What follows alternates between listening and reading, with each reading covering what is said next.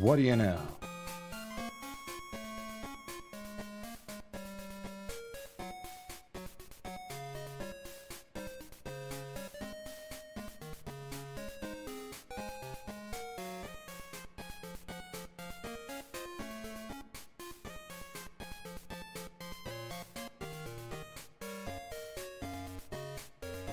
Ah, good, it is working.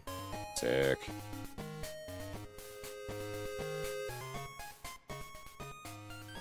Alright, what's going on, everyone? My name is Gucci and welcome back to the 100 Line Last Defense Academy. Sorry about that weird start there.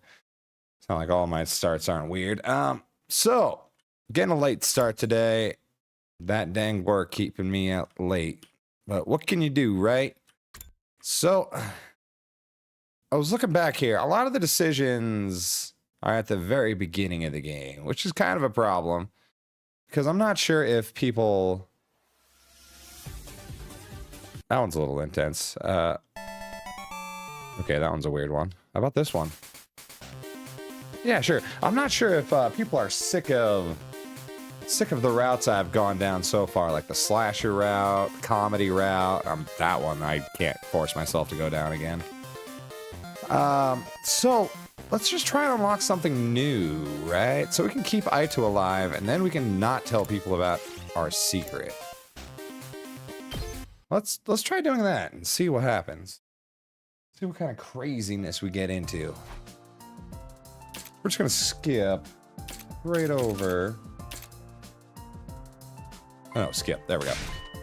Skip straight over to the decision. And we will see what happens with it. I think Sire will still know that we're from the future, so I don't know how effective this will really be.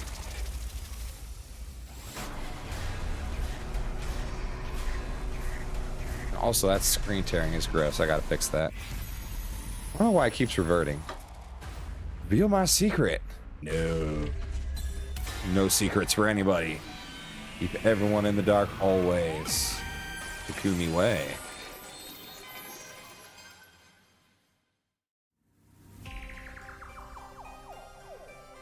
Alright, let me fix that screen tearing real quick. That's not right. Graphics. VSync. That's not the right one. I don't know why that keeps turning off. Wish it would save. Ah, much better. If I want to get everyone on my side, I should really tell them the truth. But it's not like they'll all believe I'm a time traveler right away. Even if they did, that could come with its own problems. If they learn about the future, history will change again.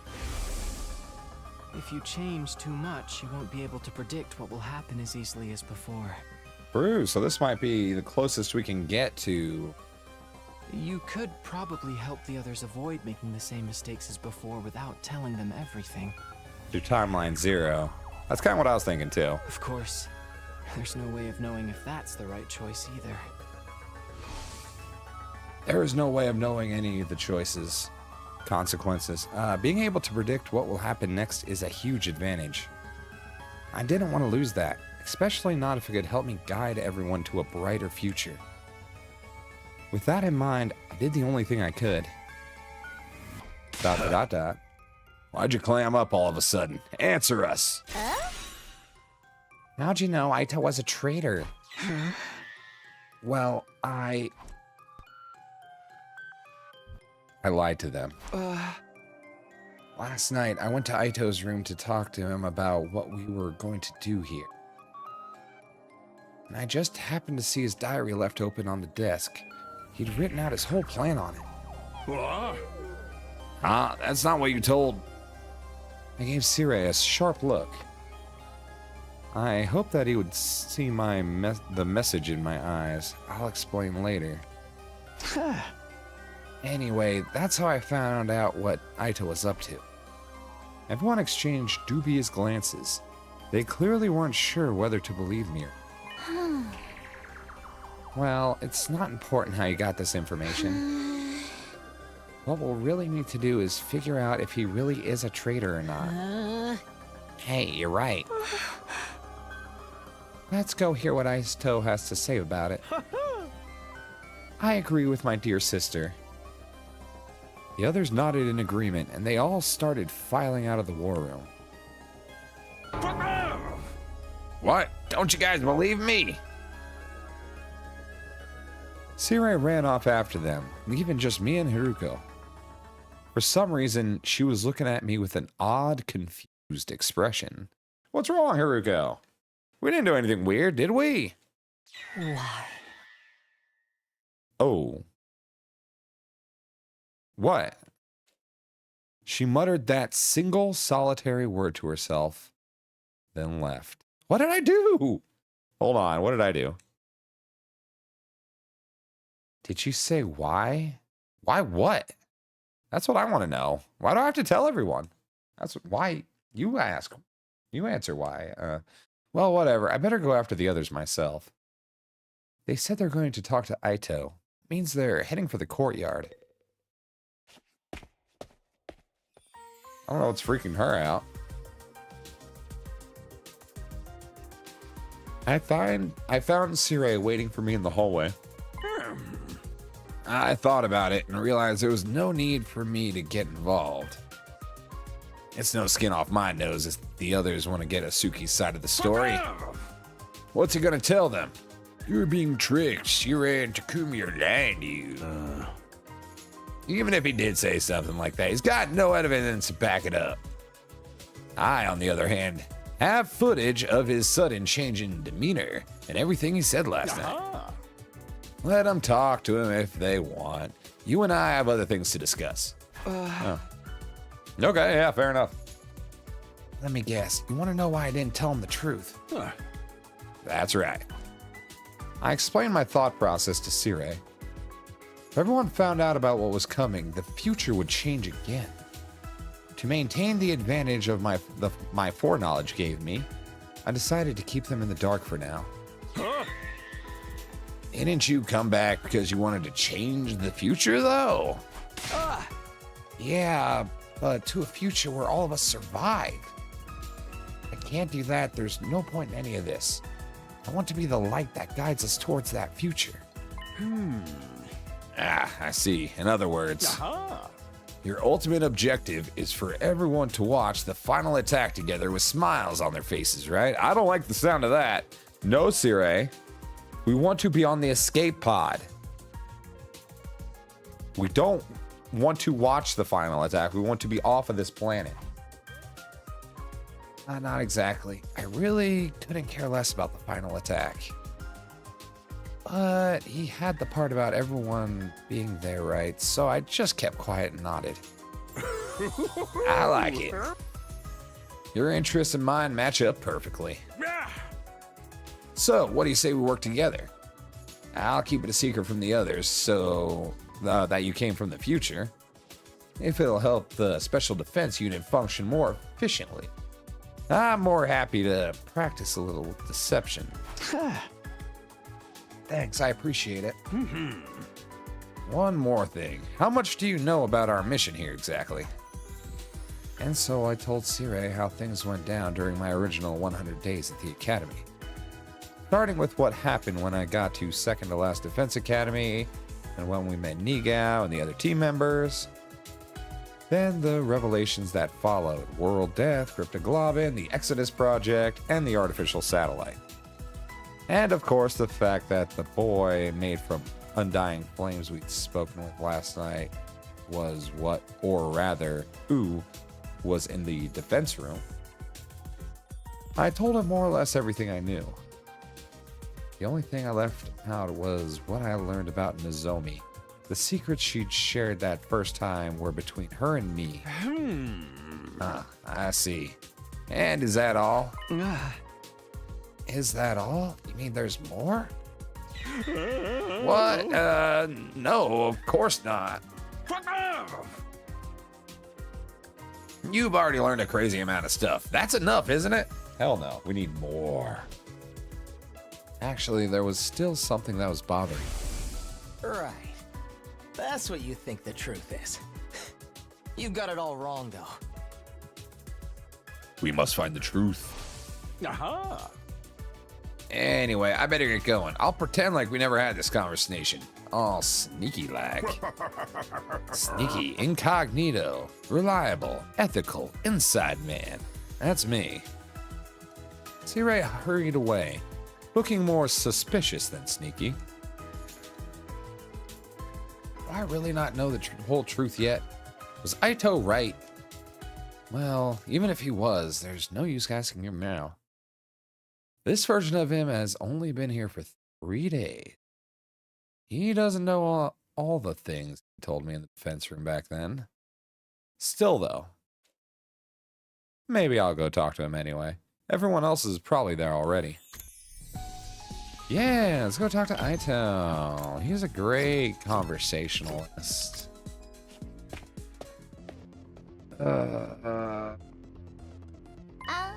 I already feel like I've gone down the bad route, honestly. Oh, hey, Takumi. Aito pissed up already. He told us everything. Oh, he just told you. Yeah, that makes things easy. Yeah, he said we look like a bunch of freaky monsters to him.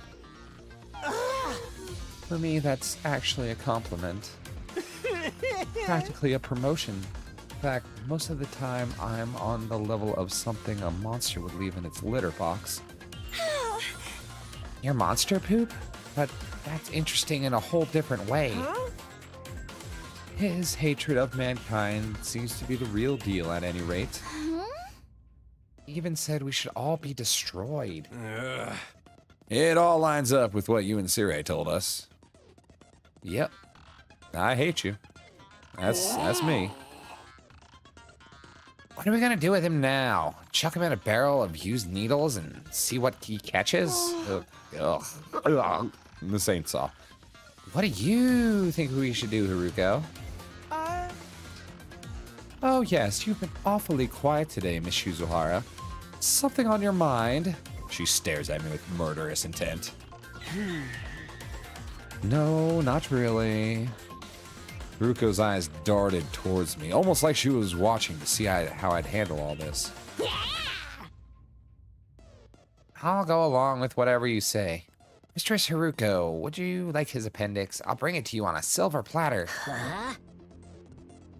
Hey, it's just the appendix. Oh. What? Feel free to pass. I'll leave the decision to Takumi. Huh? Oh. You're the one who stopped Aito last night. You could have killed him then, but you didn't. I guess she's technically still in charge right now. Oh. I can only assume you had a good reason for sparing him. Honestly, I don't think I did. Nope. Hey, how you doing? Hey, pretty good. How are you? It just didn't feel right to kill another human being in cold blood. I don't know, though. Was that really all there was to it? I know an insignificant pile of monster poop like me has no right to weigh in on this. But I think we should leave Aito live. Let him live, too. Yeah, great idea. I have to reset my filter, so maybe my multi-chat will work.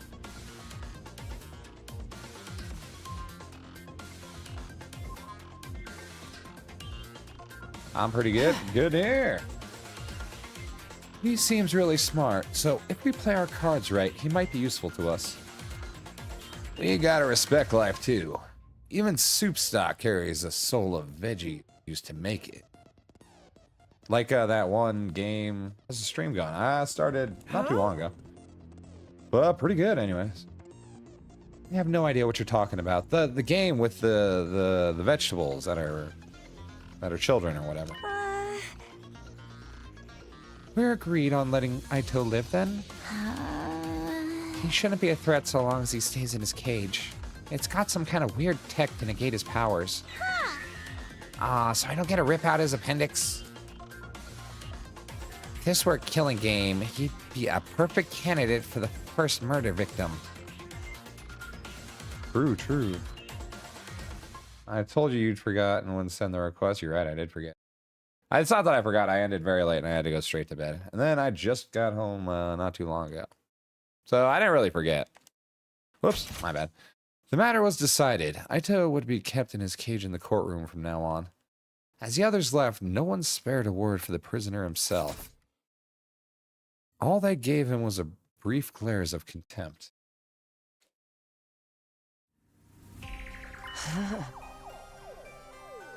Kumi, you did come here from the future, didn't you? Huh. You seem intent on hiding it now, but that's what's going on in here. Going on here, isn't it? You're keeping it a secret from the others. It's okay. You don't have to explain why. I can figure that part out for myself. Unlike the rest of them, I'm not an idiot.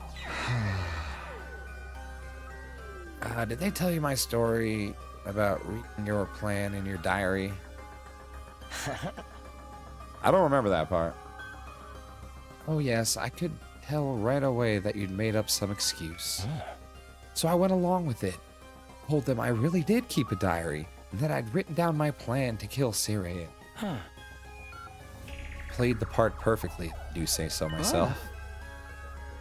Why though? What's your angle? What indeed? Maybe I just don't want to let them in on the truth. What really happened that night is a secret between you and me now. Technically, Sirei and the creature wreathed in flames know too, but still. In other words, he saw an opportunity and took it. He's holding on to this information until he can use it to his advantage. Absolutely. We should probably just tell everyone. Well, no, this isn't that route. Speaking of that thing made of undying flames. Stop right there. I don't have to tell you anything. I'm asking the questions here. The you I fought in the future said you learned the truth about this war. Truth not even I knew. Any idea what could that have meant? I'm not the same person you knew in that timeline. I'm as clueless as you are. Not that I wouldn't like to know why humanity is forging such an abhorrent war. Of course, you could tell me that yourself, couldn't you? I left without saying any more. I looked back just once. Aito was watching me intently, his eyes alight with intelligence and malice. Okay, Aito gotta chill. That afternoon, after lunch, we made our way to the war room to speak with Sirei.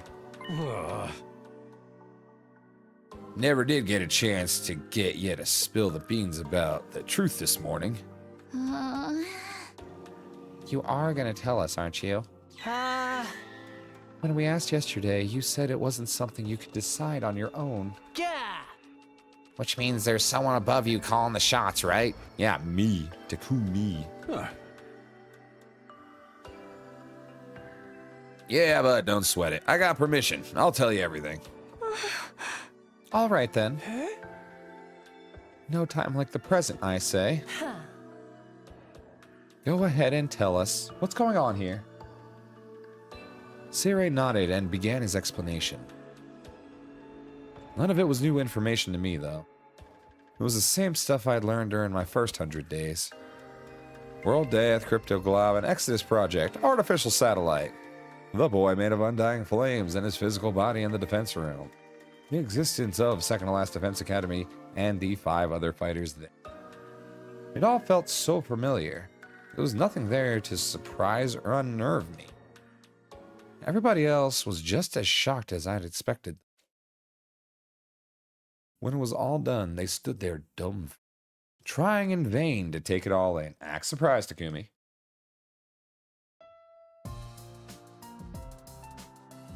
By the time Sirei had finished his explanation, the whole day had passed us by. So, what exactly does that all mean for us?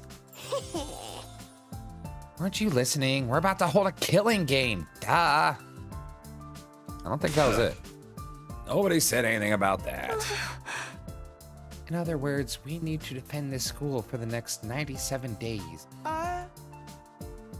when we do that, the missiles that the baby has been charging up will be launched. That was just a weird sentence to say. One final attack to wipe out all remaining life, including the invaders. And that'll stop world death once and for all. It's basically like winning a killing game on a worldwide MMO scale. We aren't gonna get caught up in it ourselves. Right before the attack, we'll board the escape pod and take off into outer space. Then we'll join the rest of humanity on the artificial satellite. I knew you guys would get it. How could you not when I explained it so well? What's wrong, Haruko?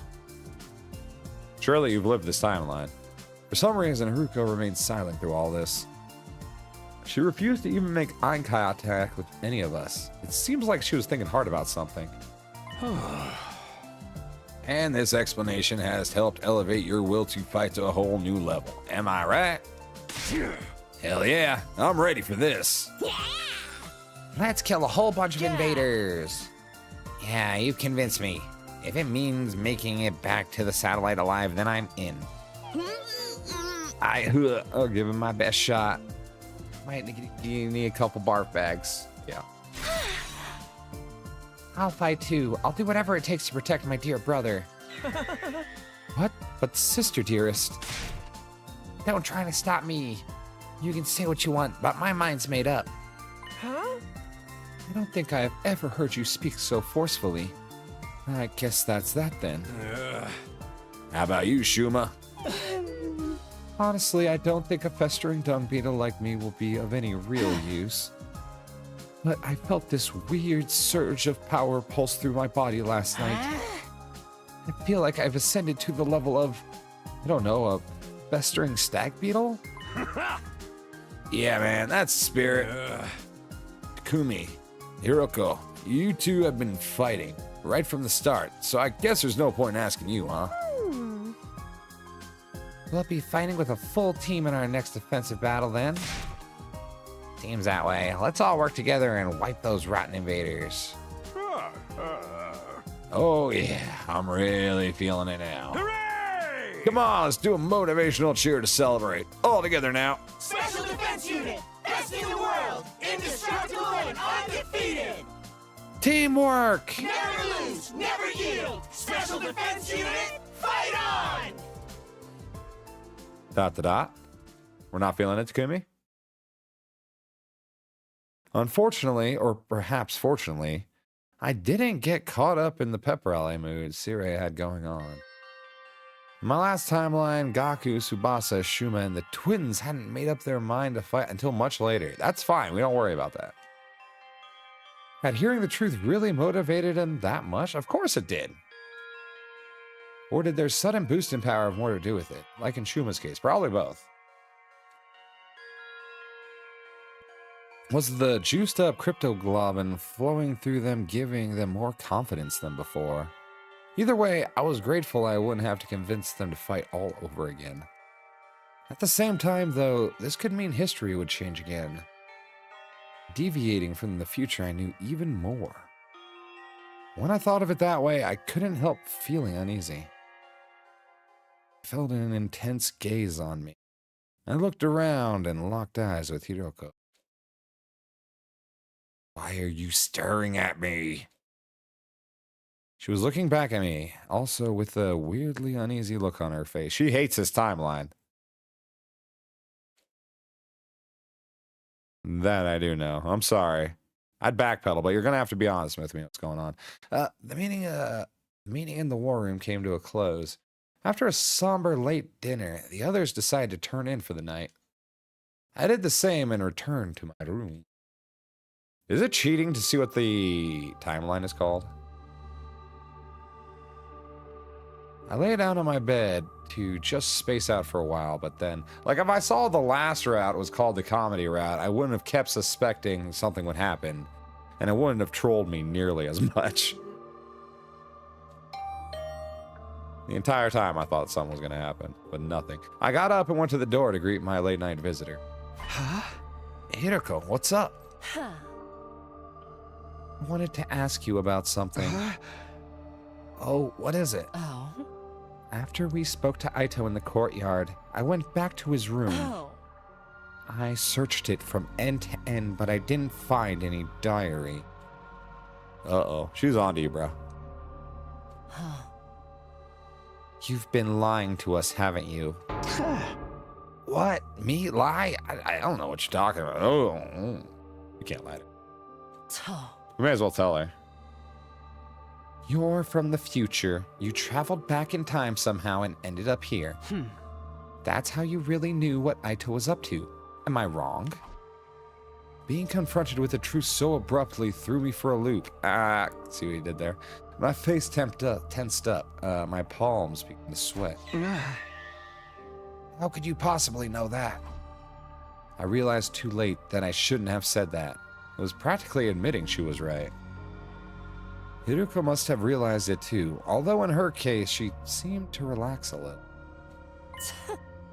I thought so. I mean, we already know that she is time traveler, or at least aware of timelines. Well, that's all I wanted to know. I'll be going now. See ya. Hey, come back. Tell me what this is all about. Knew you were acting weird today, ever since yesterday when I lied to the others, actually. They all left. You stayed behind, and you asked why. You didn't look happy either. What did you mean by that? Just how much do you know anyway? Hiruko didn't answer. She just looked away. Her brows were furrowed, and she was biting her lip in thought.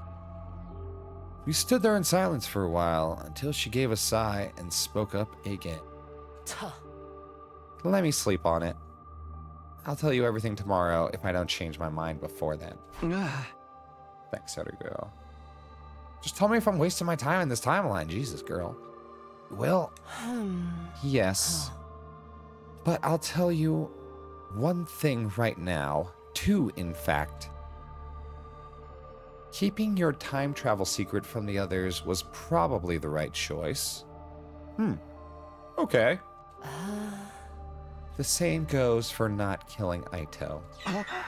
Huh? Until tomorrow, then. With that, Hiruko left the room, leaving me alone with my confusion and angst. Not that teenage angst. That. All right, so we're making good choices. Confirmed. By the Mistress of Time, Hiruko. Up and Adam, get prepared. Be ready to get. Brett. Aha.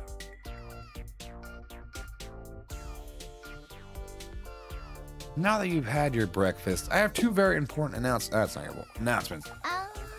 Announcements? Woohoo! Oh, Mountain Dew. First of all, I've decided to give you the run of the school. Every classroom is now unlocked.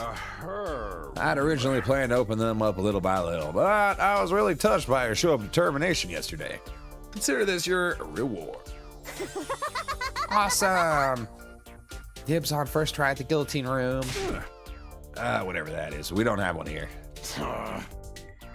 What about the second announcement? We don't have the same one. In order to make you a more efficient fighting unit, you need a team leader. The invaders have commanders, so we should have one too. And the position goes to... Seriously, you want me to be a leader? Nobody said anything yet. Aha. Yeah, besides Sumino. Hey, Oh. You exposed the traitor in our midst and saved your commanding officer from a terrible fate. You've also demonstrated your ability to rally others behind you. Your personality makes you a perfect candidate, too. Yeah. What do you guys think? Any objections? I think it's a good idea. Yeah, I'm fine with it. I'll cast my vote for Takumi as 2. Although in my case, it's probably only worth a very small percentage of a normal vote. It's always the Red Ranger that leads the team in the hero shows. He's got red hair, so he should be fine. My dear sister and I dress in red too, but Mr. Sumino's probably the better choice. I had a vision this would happen. Kumi will lead us all toward a brighter future. Fine, if that's how you feel, I'll step down and let Takumi take over. I'm more of the cool outsider type anyway. Oh. How about you, Shizuhara? Hiruko took a moment to think about it before answering. Oh. I have no reason to oppose this decision. Aha. Good enough for me. Kumi, Sumino, I hereby confer upon you the position of Captain of the Special Defense Unit. I expect you to help your team members grow and lead them all towards a spectacular victory. What was I supposed to say? Thanks, but no thanks? I don't think anyone would let me weasel out of it like that. Instead, I resigned myself to the inevitable and nodded. Yeah, okay, I'll do my best. Mumbled a half-assed acceptance. Congratulations, Takumi. There's no getting out of it. Everyone said things like, nice to meet you, Captain, or don't let us down, Captain. I think they were just teasing me, though. After a few slaps on the back, a few on the butt, they filed out of the cafeteria. Firm slap on the gooch. Last to leave was Hiruko. I hurried over to her before she could get out the door. Hiruko, wait! What is it? What do you think it is? We're supposed to talk. You told me you'd tell me what you've been hiding it. I don't remember making any such promise. What? I said I'd tell you everything if I didn't change my mind. I thought about it all last night, and unfortunately for you, I did change my mind. You gotta be kidding me. I have never kid anyone in my entire life. I believe her. Yeah, exactly. I believe her. Haruko pushed up her glasses to the bridge of her nose for emphasis. She looked tired out somehow. You don't want to say that. Thought you were on my side. Oh. Your side? You didn't object when Syria made me captain. That doesn't mean I approve of you. Oh. I just thought that if you were leading the team, it would make things easier for me. Much better to have a figurehead in place so no one will bother me. Huh? A figurehead? In other words, you are a puppet leader, and I will control you. You could have just taken the position yourself. That's why she needs you. Oh. Everyone goes to you with the problems. I'm not really the type to take the lead. Besides, I've seen this play out before. What are you talking about? ... Forget about what I said last night. Just move forward and do whatever you believe is best. With that, Hiruko turned and left. The clacking of her heels echoed through the cafeteria, down the halls, and evidently faded away completely. She spends 100 days in. She really is a boss. Couldn't stop thinking about what Hiruko had said. How did she know I'd travel back in time? She told me to forget all about it, but that was easier said than done. I couldn't focus on anything else. My mind kept drifting back to this mystery. I needed to get the truth out of her. There had to be a way to convince her to tell me what she knew. Having decided that, I wandered all around the school.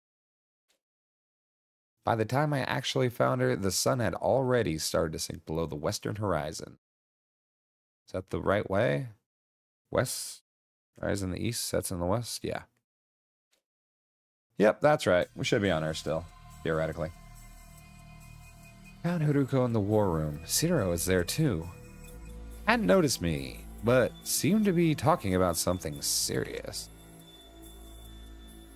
I hid behind a nearby pillar, hoping I could listen in on them. In the end, I couldn't hear a thing. Whoops. Those two were talking in secret. It must be about something important. What were they keeping from me? I was getting more and more curious. I cupped my hand around my ear, but all I could hear was my pulse and the electronic buzzing of the nearby machinery. Man. Cursing wouldn't help. I knew that. All I could do was watch them as they carried on their mysterious conversation. I must have stood there like that for a pretty long time.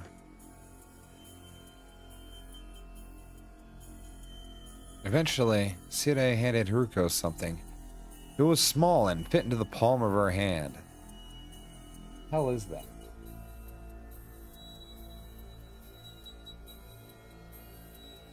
No idea. It looks like a phone or something. I couldn't make out what it was from here. From where I was standing. Did she get some kind of allowance from him? How does her mind go to that?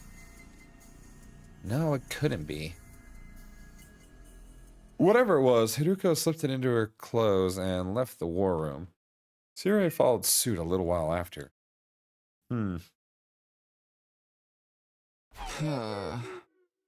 All that time and I still didn't find anything useful.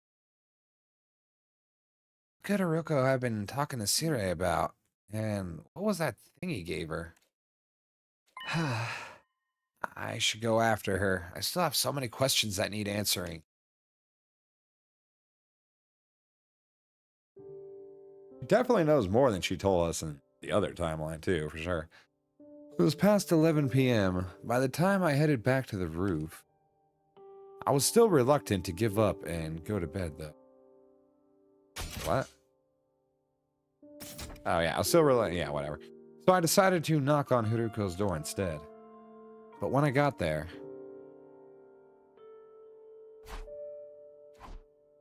there was no one there. It was like Haruko had disappeared completely. Shit, where'd she go? She out on a solo mission? This is ridiculous. Where did she go?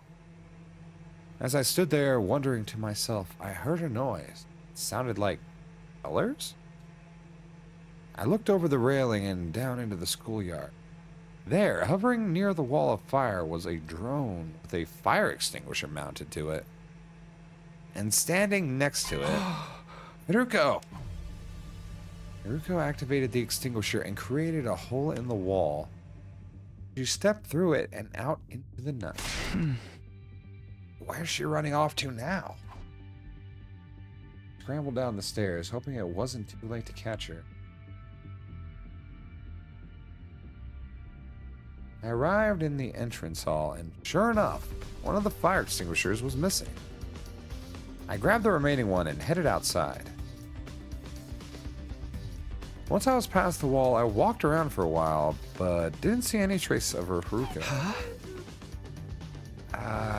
Guess I shouldn't be surprised.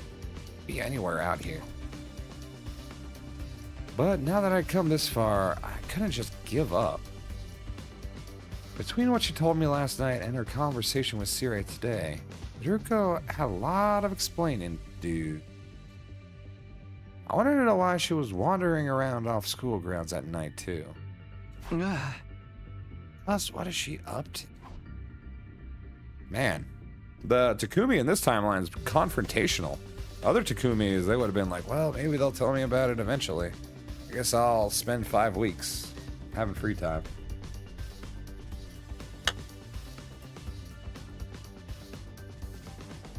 Old Bills, yeah, that's when I saw it. As I was turning a corner, I caught sight of someone. They were a pretty long distance away. It was dark too, so I couldn't make out many details. Even from behind, it was obvious enough who it was. Haruko. She was standing outside the entrance to a building on the edge of the town ruin. Didn't look like a house. It was probably some kind of office or facility. She looked around her one last time before slipping inside and disappearing from view. Going. Hurried after her. What is this place? I've never been here. Guess I'll head inside. I went through the entrance gate and headed towards the main building. I opened the door as slowly and quietly as I could, and right away I noticed that one of the doors in the hall was slightly open. Light was spilling out from beyond. I crept closer and peered through. What the fuck is this place? My hand shot up to cover my mouth. Almost said that out loud. Haruka was there all right, but she hadn't noticed I was here yet. I noticed some kind of large machine pacing a few feet away from the door. Darted in and snuck behind it. Phew. With a sigh of relief, I took another look around the room. It was packed with weird-looking machinery, most of it rusting or broken. Maybe this was a research lab one. Doesn't look like it's been a long time. Poked my head out from my hiding place to see what Haruka was doing. He seemed to be operating one of the machines, pausing every now and then to adjust her glasses. That should do it. Now... She walked over to a giant locker and pulled the door open. Inside were, well, oh my god. It's the fucking serial killer suits. They come from the research lab? Oh my god, my fucking mind's blown. So the stranger, is it Haruka? Or someone else here? I don't know, let's keep going. Bodysuits, like what deep sea divers or astronauts would wear. There were several hanging in that locker, more than 10 at least. There were helmets too, old-timey and heavy-looking ones. Haruka grabbed a suit and a helmet and took them out of the locker. Huh? Wait, she's not gonna change right here, is she? The thought of being here while she undressed got me really excited, really nervous. It's not the comedy route anymore. Chill. Luckily or unluckily, she didn't actually strip down, but put the suit on over her clothes. Great, thanks.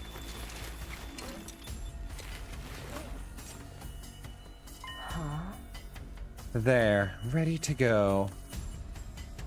I'm running out of time. I don't make the leap soon. Say what? The leap? Did she say leap? What was all that about? At the back of the room was a control console of some kind. Haruka walked up to it and brought her fist down on a big red button. That done, she stepped up to a circular platform next to the machine. She got to the center of it and stood there. Then, particles of light started to fill the space around her. Wait a minute. What the heck? I had no idea what was going on, but my pulse was racing. My mind was drawing a complete blank. It was just one thought in my head. One thought and a rising sense of panic. Is she time traveling? Haruka was going to disappear. Yeah, she's a time traveler. I'd never see her again. Couldn't let that happen. Haruka! Huh? So she's going. Wait, what happened? Oh, fuck. Oh my god, that was a bad idea. Oh, what have we done? What have we done? That was a really bad idea. I'm not really sure what happened after that. I came to. I was on the floor, and Haruka was holding me in her arms. Okay, maybe... Ooh, actually, we don't look so good, do we? At least, I think it was Haruka. She had a helmet on, so I couldn't tell for sure. Next moment, though, that question was answered. What Takumi do now? I think he just time traveled in a different way. I don't know, or dimension warped or something. Something very bad. Next moment, though, that question was answered. Takumi, are you all right? Get a hold of yourself. It was muffled, but it was unmistakably Haruko's voice. I felt a wave of relief wash over me, followed by a sharp pain. What were you thinking? Jumping in without a leap suit. I don't know what a leap suit is. Leap suit? Is that what the thing you're wearing is called? Yes. If you perform a parallel leap without one of these, it puts an incredible amount of strain on your body. Parallel leap, you say? What day are we? We're on day 5. Anything happening with one of them on day 5? Not that I know of, but we only have seen 1, 2 other day 5s. Interesting. What's a parallel leap? She didn't answer, and because of the helmet, I couldn't see what kind of expression she had on her face. What are you doing here? What are you doing here? I followed you. I had some questions for you, about 100 of them at least. Yeah, at least. Maybe 1,000. Although now it's more like 200. Yes, thank you. At least your head wasn't seriously damaged. How's the rest of your body? Doesn't look too great. It feels numb. I don't think I can move. I feel really cold and nauseous too. We're gonna die? If you're going to throw up, do it after I leave. Oh.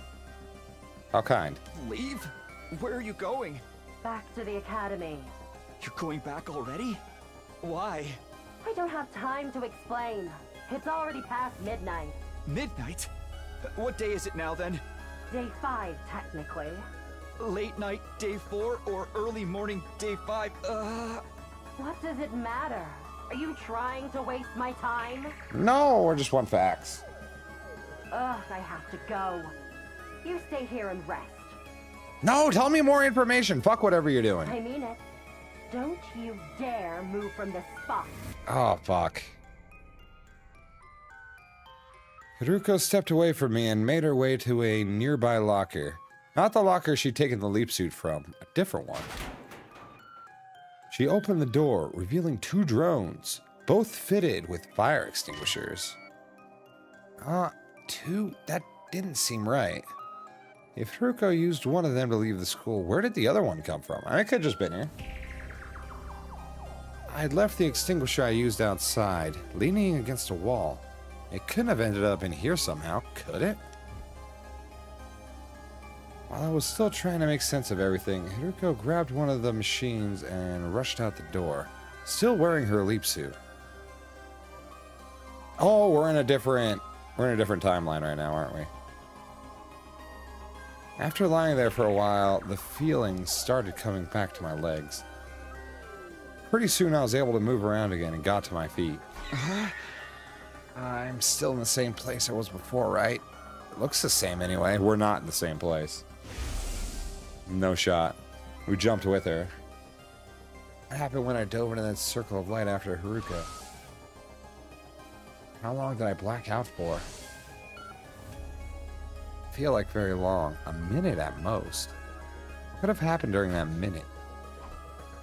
Now he's thinking about it now. I should go after Haruko. I went to the locker and took out the other extinguisher drone. The pain hadn't completely faded, but I pushed through it and made my way outside. She's gonna kill us if we wander away too much. Also, is there gonna be 2 of us then? Shouldn't there be another Takumi if we're doing like a parallel jump? Guess we'll find out. I knew where Haruko was going. She told me herself. Back to the academy. I still didn't get why though. Haruko had left the school in the dead of night. went to a weird research lab. And went right back to this. Haruko is in the suit in some timeline. Did Haruko save Haruko in the killer route? Possibly. But it's too early for that. We're only on day 5 right now. So I don't know what she's jumping here for. But it was probably Haruko, if it's always Haruko in the suit. Well, it's not always her. Yeah, I mean, introducing parallel jumping also, it means introducing 2 people possibly there at the same time. Which also explains why there was 2 Takumis running around in the zombie timeline. And 2 Moko. There was 2 Mokos, right? I don't remember. Riza, yeah, okay, we're good here. What was she doing? What was it all for? I kept pondering these questions as I made my way through the ruin. Eventually, I came sight of a familiar territory. Last Defense Academy, standing there, just like I had left it.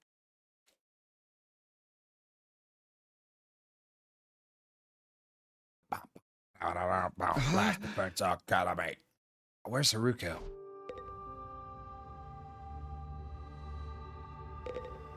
My boy's gonna get in trouble. But we're at the academy. At the morgue, huh?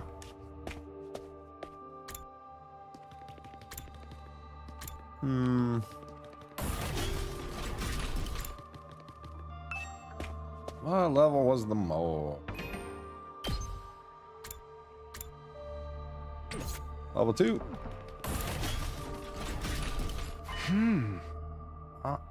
This isn't the classroom. Isn't this classroom usually locked? Looks like I can get inside now.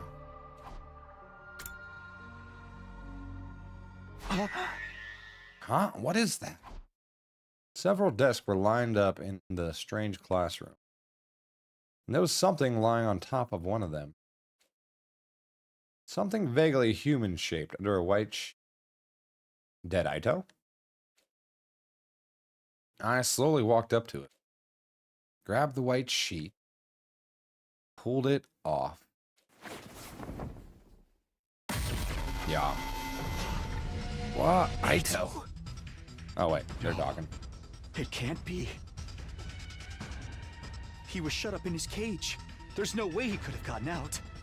Okay, so we jumped to the zombie timeline, probably. Or at least the serial killer timeline, which would make sense. It's the only place we've seen the suits. So then how? How did he get here? And why is he dead? But before I could do anything, a loud noise erupted from somewhere else in the school. It sounded like it came from above me. Oh, God. Confused and bewildered, I rushed into the hall and up the stairs. When I got to the 3rd floor, I heard the noise again. Surely it's not the zombies again, right? It's coming from the infirmary.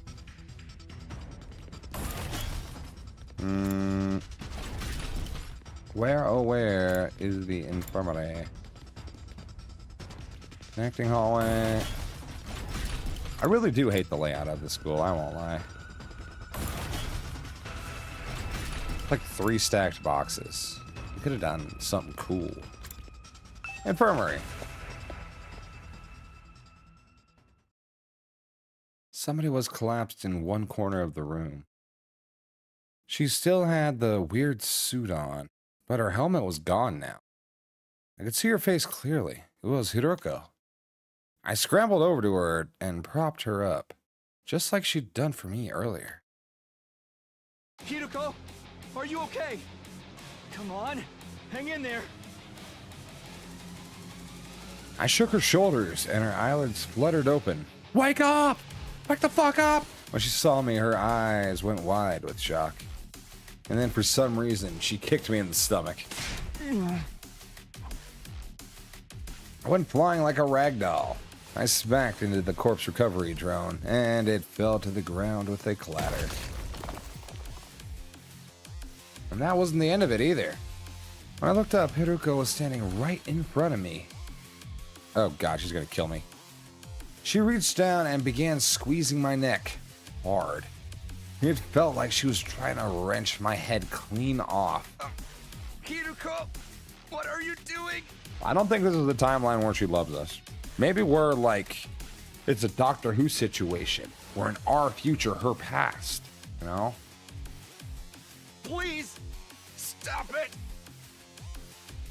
I tried to pry her hands off me, but I wasn't strong enough. Whatever happened in this research facility had taken too much of a toll on me. Please, Haruko, at this rate, I'm really gonna... I think she wants to kill you. I think that is the intention. I never got to finish. The next moment, I blacked out completely. ... Bummer. A little bit of an overreaction. Maybe she was infected. I don't know how much time passed after that. My consciousness drifted back at some point. For a little while. I mean, I don't think we're in the comedy route, I'll tell you that much. Everything was still kind of fuzzy, though. My vision was blurry. It was hard to make out what was going on around me. But I had the vague impression of someone standing in front of the revival-matic. It was Haruko. There was a corpse recovery drone on the floor next to it. Was somebody inside? Really couldn't tell from where I was. I tried to sit up, but in the state I was in, I couldn't even lift my head up. So I just lay there and watched. The last thing I saw was the recovery drone getting sucked into the larger machine. Then everything went black again. Dot. The next time I woke up, it was a lot more sudden. More violent. Smack. I had a feeling. I was on my feet, forced to stand with my arms held behind my back. Don't tell me. That all just an act? People do tell me I have a talent for inhabiting a character. Yeah, that's it. I can read. You sure fooled me. It's me. I was Haruko all along. Yeah, I know. I looked over at the revival-matic. It was empty, and the drone from before was gone. I only wish this was just a play. Then maybe we could rewrite the script so I wouldn't make such terrible mistake. Mistake? I couldn't save him. I had no idea what Haruko was talking about, but it felt like it would be a bad idea to press her on it. Her voice was small and fragile, a way I hadn't heard before. Well, we're done here. Let's get going. Who's she trying to save on day 5? That's a good question. Good question, Gooch. Oh, good clue. Yes, Aito is dead in this timeline, so it has to be an Aito dead timeline.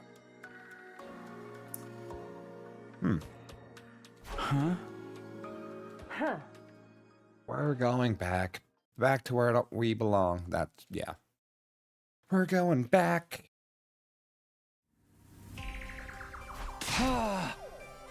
Wait, Haruko, tell me what's going on. Why are we going back there? Oh. You mean the lab? This is some kind of research facility, right? What kind of research do they do here?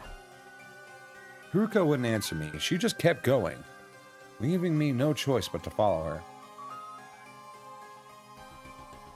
Aito or another visitor? Aito's dead. He's in the morgue, so we know it's an Aito dead route. So that could be a clue as to where we are now. We don't know exactly what route we are. Like, what's the possibility? Alright, let me look at this chapter select. We're only on day 5. Aito dead. Which is this choice right here, right? Is that why we had to leave the school? That's probably why we left the school. Was everyone with us then? I don't know. I think this right here may give us some clues as to what's going on. But for now, we're not too sure.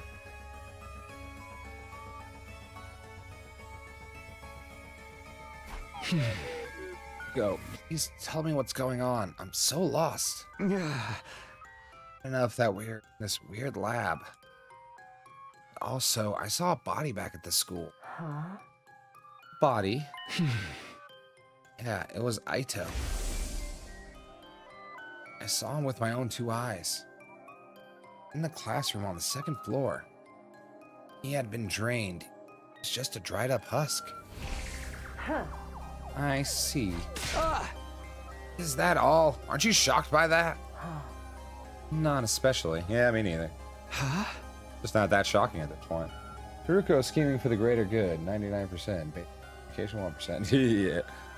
She doesn't want to tell me nothing. I don't think she trusts us because I think her and Sire probably have something, some kind of ultimate strategy of being able to move timelines, and then us being able to do that naturally is kind of fucking with their plans too. But their plans are probably weak. I don't know. We'll see.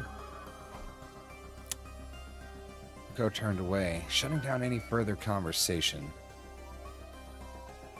She had began flipping switches and turning dials on different pieces of machinery.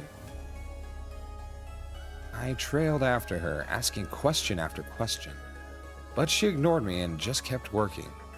Then she opened up the large lock. Put this on. Was the most she'd said to me in a while. Put on your time travel suit, goddammit. Well, how do you like it? Called this a leap suit, right? See how it's adjusted to fit your height? That's one of its special functions. It will automatically shrink or stretch to fit the dimensions of whoever wears it. It's not like I'm insecure about being short or anything. Well, we should get going. I haven't been paying attention to the invaders' heights. Or not the invaders, killers. Haruko stepped away from me. She pressed the red button on the control console and stepped onto the route and platform like I'd seen her do before. What route broke you? The comedy route. Yeah. Come on, hurry. She barked an order at me, and I instinctively complied. It'll start any moment now. What will? 3, 2, 1.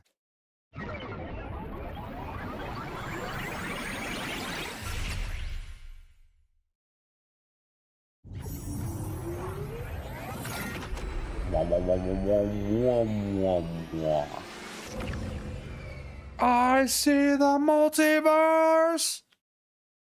Oh, we're back.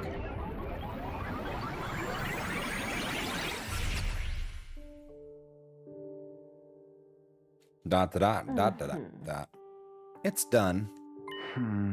Huh? Let's head back. What? Back where? Are we going to go through this every time? Where else would we be going back to? Haruko stepped off the platform and hung up her leap suit in the locker. I did the same, still totally at a loss about what was going on.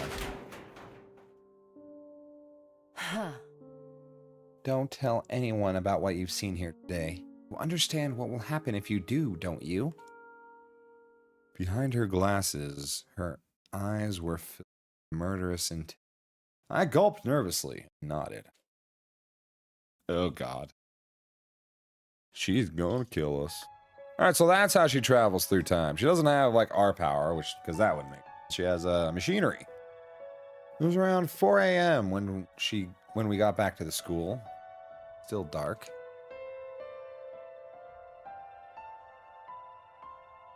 My list of questions I wanted to ask Haruko was fast approaching 300, but I didn't have the energy to bring any of them up.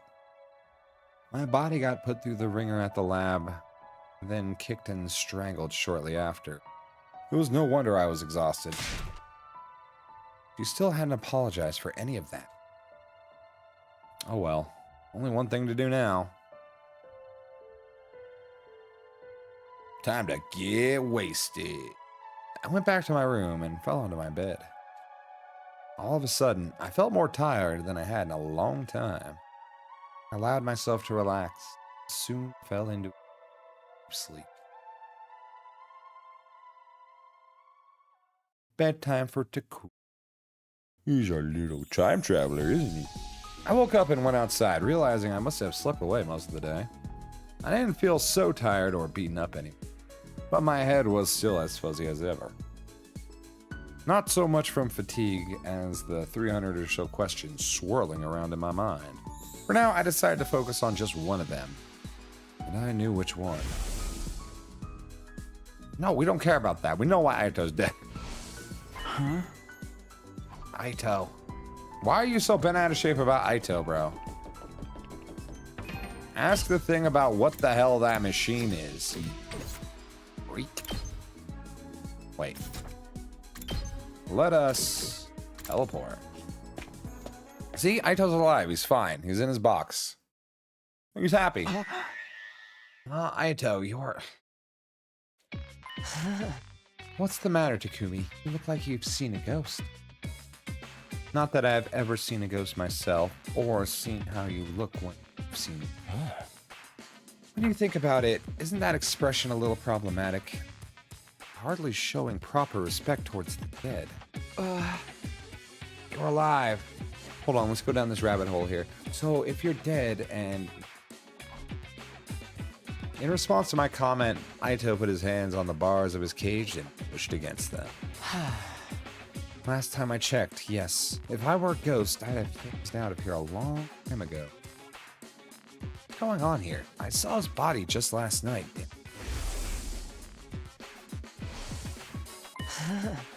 Takumi doesn't understand time travel. Seriously, Takumi, what's wrong? Come across a corpse that looked like me or something? He's quick on the uptake, as always. I barely said anything, and he's figured it out already. You might not believe it, but I know how to keep a secret. I still haven't told anyone about you coming from the future. Need someone to talk to confidentially. He's here. Come on, tell me your secrets. Tell me what happened. Come on. Come on. Don't tell anyone what you've seen here today. You understand what will happen if you do, don't you? Better than to take the risk. I left without saying another word. I kind of want to tell him about the machine. I won't lie. I want to see what kind of damage Aito can do across the multiverse.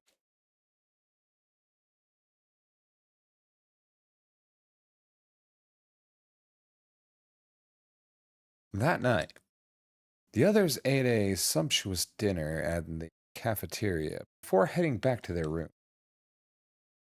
I struggled to force down a few spoonfuls of rice porridge.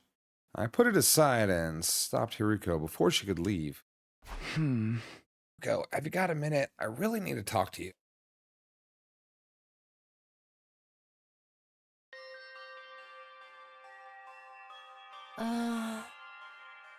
This is that classroom that's always locked. Yeah, I asked Siri to unlock it for us. Why did you bring me here? This is where I found it. This is where I saw Aito's body last night. Can I have the resident genius Tsubasa check out the machine? That's a genius idea. We should bring the whole crew there to look at the machine, honestly. Although, Haruko will murder. He had all the blood drained out of him. Someone must have absorbed his cryptoglobin. But then, when I checked again today... The body wasn't here, but it's not the weirdest part. Aito's still alive. In his cage like normal. I even spoke to him. And... I got to thinking, and... This has to be something to do with that weird lab, doesn't it? You mentioned something called a parallel leap before. That's what we did when we used that machine, right? I still don't really get it. I get the feeling that's why so much just didn't seem to add up. Haruko was silent. It wasn't all that surprising. The way she'd been acting, I didn't expect her to tell me everything just like that. But I wasn't giving up. Instead, I ushered her into another room. Oh. Why here? You spoke to Sire about something important in here yesterday. You were spying on us? Hell yeah.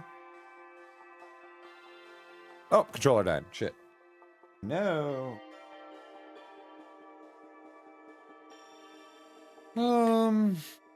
I gotta get a... One moment.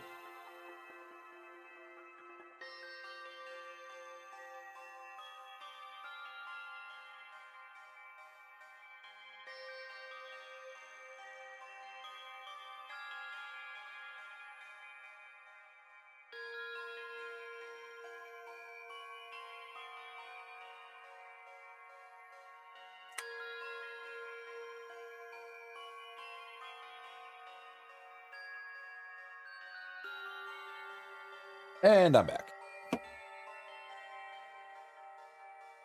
When is my controller back on? Get on, buddy. There you go. Heard it if you didn't put it like that. But it was what was happening. Either way, it's not a pleasant habit. Sure. You finished talking. Sire gave you something. What was it? Just some dried kombu kelp in case I got hungry. Okay, now tell me the truth. Ruko. Again, no answer. I sighed and shook my head and moved on.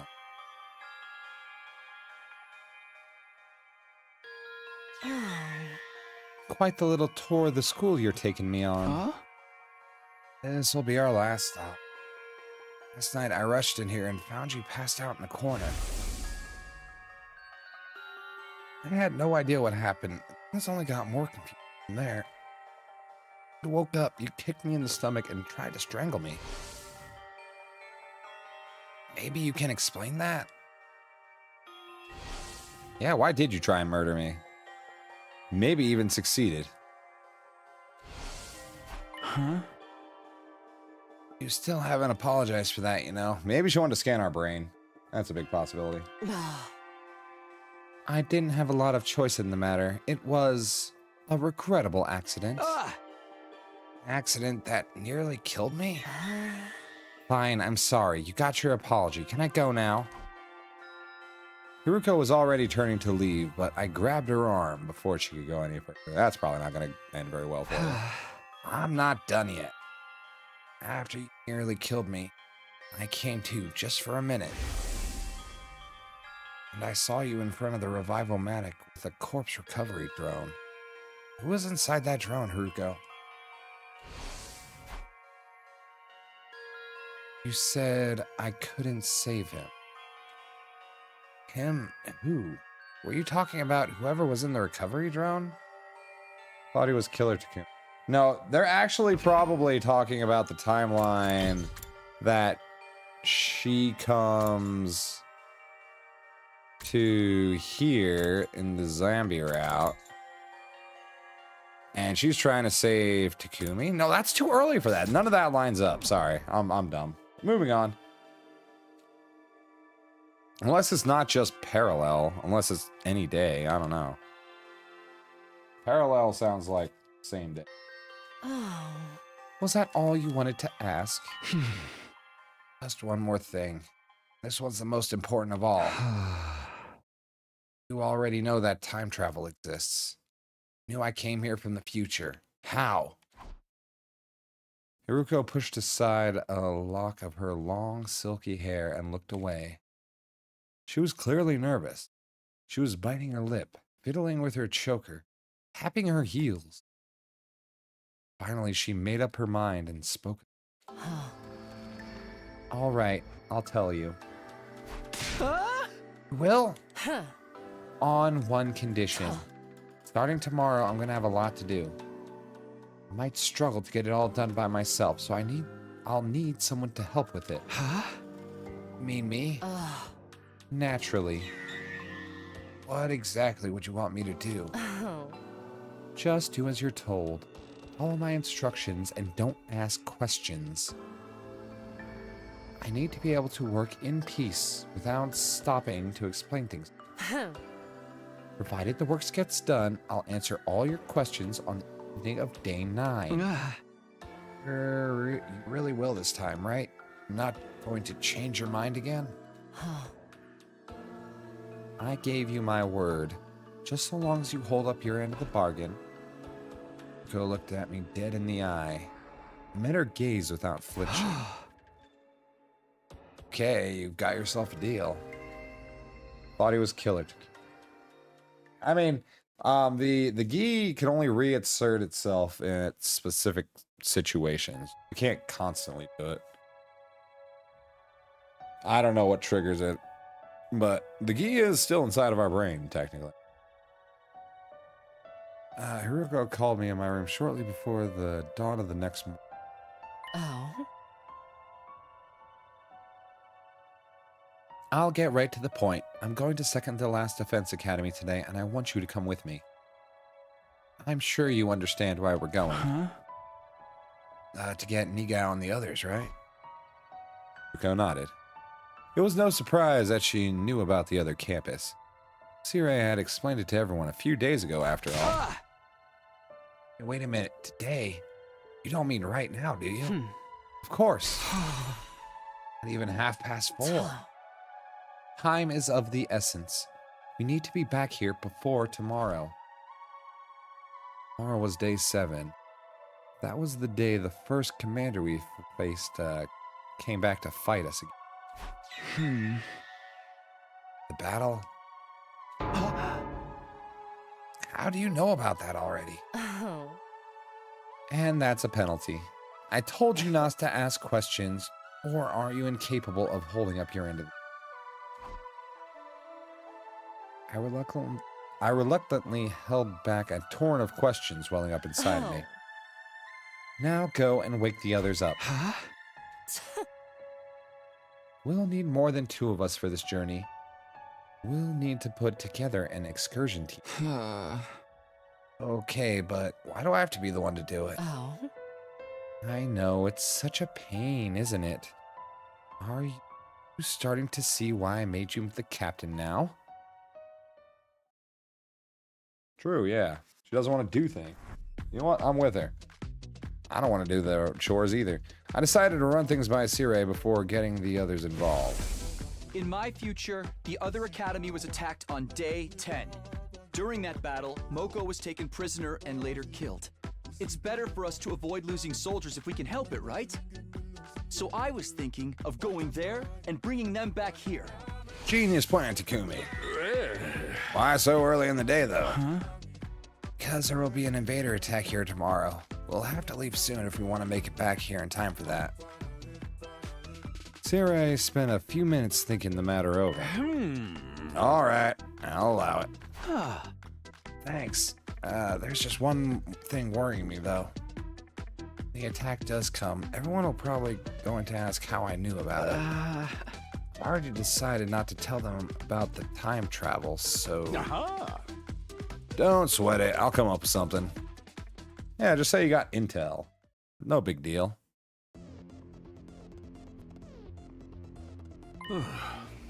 As it happens, I received word from the artificial satellite. Sirei was explaining the situation to the rest of the team. According to their intel, there's going to be another attack sometime tomorrow.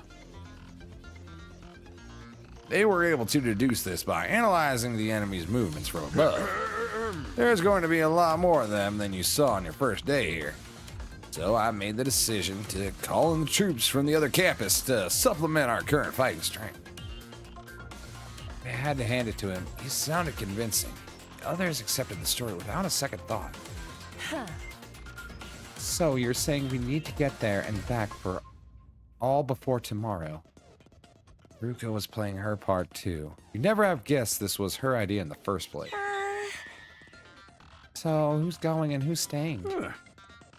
Sumino, Shizuhara, Kawana, and Gizaki. You'll be our excursion team. What about me? I want to go murder the guys at the other campus too. Nobody said anything about murder, Miss Amania. I really need to learn their last names. I get Takumi and Hiroko. We've seen they can fight, but why'd you pick the other two? Yeah, why did you pick us?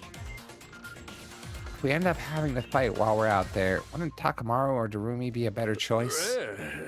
But that would leave us without any experienced fighters back here.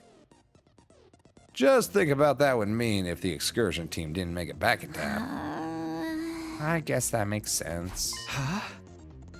Can you handle it, Tsubasa? Yeah, I think so. I haven't eaten today, so if worse comes to worse, I won't have a lot to throw up. How about you, Shuma? He'll be fine. I'm giving him some intensive training the last couple days. Right, so that's why I look like this now. Kaboom!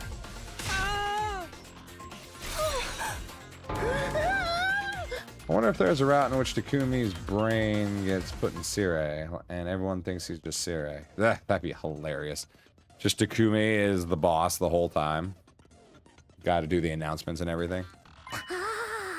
I mean, who knows? These endings are wacky in some ways.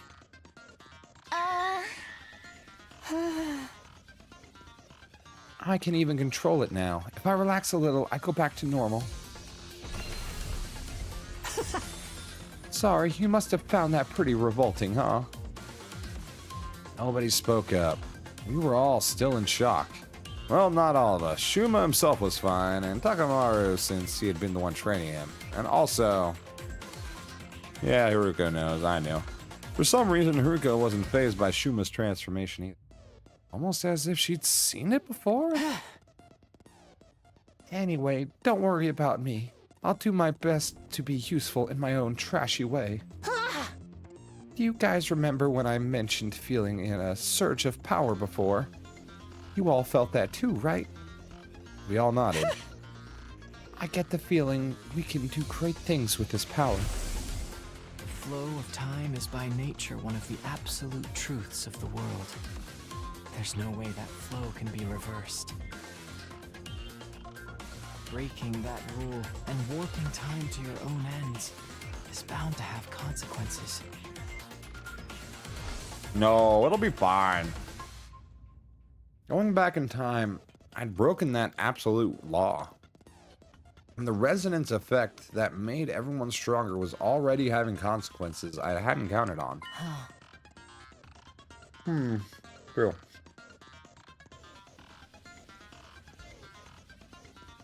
Let's be on our way. We can't afford to waste time. Alright, good luck out there. Y'all take care now. Y'all take care now.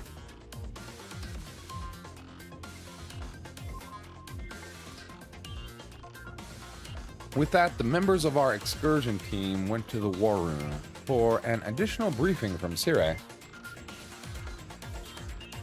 Apparently there was a shortcut we could take by putting out the flames in strategic places. This route would cut down our journey time considerably. It still wasn't the kind of round trip we could make in a couple hours, though. If we made it back before sunset, that would be enough for me. It's actually going to make me walk there. Don't make me walk. I don't want to walk. Everyone ready? Yes. Ready? I don't know. We'll take good care of the place while you're gone. Let's go. Wait, I still need to go to the bathroom. Pee on a tree. You'll be fine. Get out.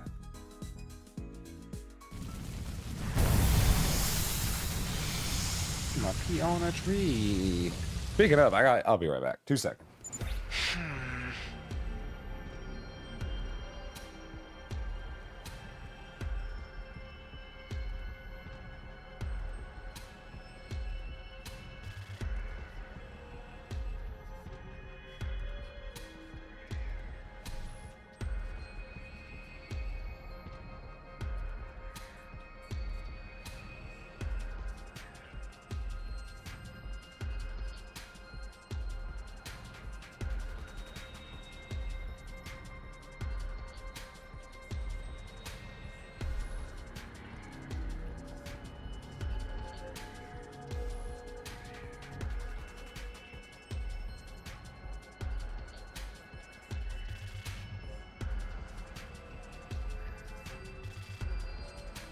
Okay, according to the map, the shortcut is...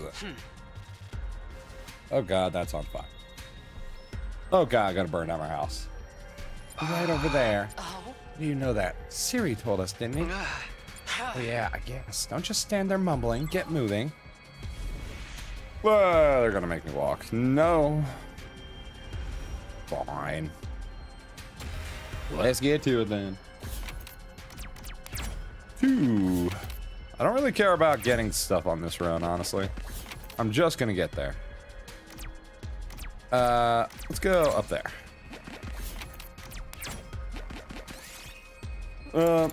Use Shuma's class weapon. Red crystal frag. Oh, nice. I found something. No. Oh, wait. That was too good. That's good. Use the ones.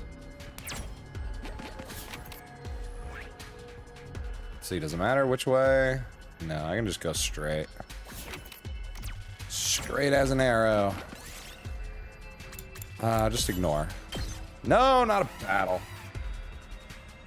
I don't want a battle. I want a murder.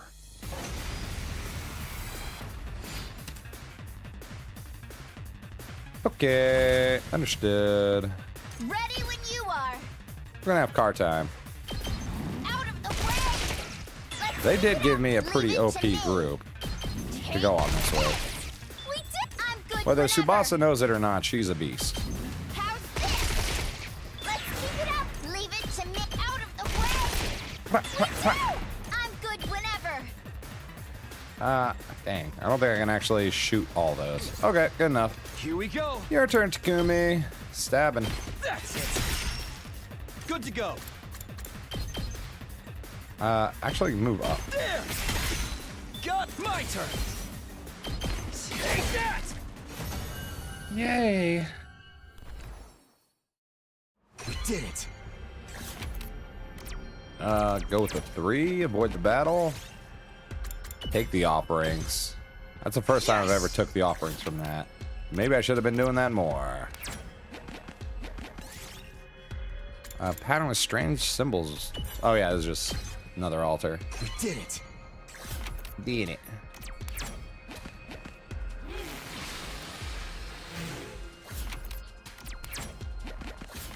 One, two, 3, 4. Hey, we made it. Humi, you could have just teleported there. So disappointed in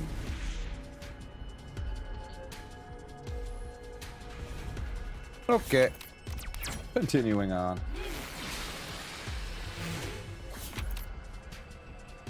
4 or 5, doesn't matter. Find a sword embedded in the stone. Walk away right now. You don't want any dark voodoo magic. Kyoshika's not here.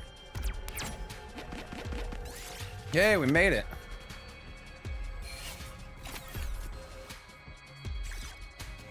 Got almost nothing out of that. Perfect. We finally made it. So that's second to last Defense Academy? No, that's it. No doubt about it. You're talking like you've been here before. I thought I told you not to ask questions. Do you want another penalty? Penalty? I hope they have bathrooms. I'm ready to burst. You didn't go to the bathroom? This the whole time? Shuma dashed off towards the school and disappeared inside. He could have just gone on the way here. I agree. He probably can't go outdoors. He strikes me as the delicate type. Oh, you know, that's fair. Then as the rest of us got closer, I saw her. This is Nozomi. My pulse started racing. My breathing got heavier. I felt an uncontrollable burning in my chest. Nozomi was alive. She was alive again and right here in front of me. Without thinking, I almost reached out to touch her. But I fought that impulse and pulled back. Don't touch strangers. That's weak. Right. That's right. This was the moment I'd been waiting for. The whole reason I made this trip. It wasn't because Hiroko told me to. Even if she hadn't, I didn't insisted on coming anyway. This was all to see Nozomi. This time, I'd do whatever it took to protect her. You must be Kumi, right? Huh? You two are Hiruko and Tsubasa? I don't understand. Do you know our names? Hiruko, Tsubasa, and I shared confused glances. But then... Oh dear, I'm terribly sorry we weren't here to greet you. Greet us. He had to help Kyoshika get her sword out of her you-know-where. Technically, it was her sword sheath. It was stuck in there pretty tight. Took us a while to pull it out. You know what? Thanks for... Yeah, Her you-know-where, you don't mean. She just said sheath. Oh, please don't get the wrong idea. It was lodged in the drain pipe in the bathroom, that's all. Oh, what? How did you manage? Lady Carrara thrust her holy Jumanji sword sheath in there in a, Oh, Lady Carrara thrust the holy Jumanji sword sheath in there in a moment of impish high spirits. It was clogged. What was I supposed to do? Just what do you think my beloved sword is? Well, I know it's something you used to. Don't say another word. Oh, back up a minute. Can you answer our question, please? Yes, what's all this coming out to greet us? We received a communique from the Honorable Sire, you see. I see. So basically, Sire called ahead and let you know to expect us. Not just that, he told us other stuff he's been keeping secret. If we could do a Freaky Friday body swap with... or who would be the worst person Takumi could swap with? That's a... Gaku? I don't know. Carrara is still bad. Glad Takumi, bad crier once. Yeah. He does love Nozomi. What the hell am I talking about? Sorry, I'm like losing coherency in my brain.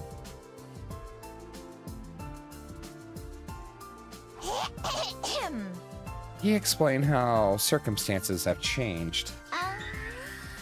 Wait, I still don't get it. If Sire could contact you, why did we have to come get you? That's an excellent question. He was only able to get in contact a few hours ago. The electronic interface has been rather fierce of late. But you know what's going on now? About the last attack, or about the attack on Last Defense Academy tomorrow. Yes, we do. That makes things easier. I wouldn't want to waste time explaining things to you. Nigao, get the school bus ready to leave. It already is. I'm afraid that I won't be joining you, though. Unable to abandon Second to Last Defense Academy, I've been ordered to guard it with my life. Ordered? By who? Was it this Sire person?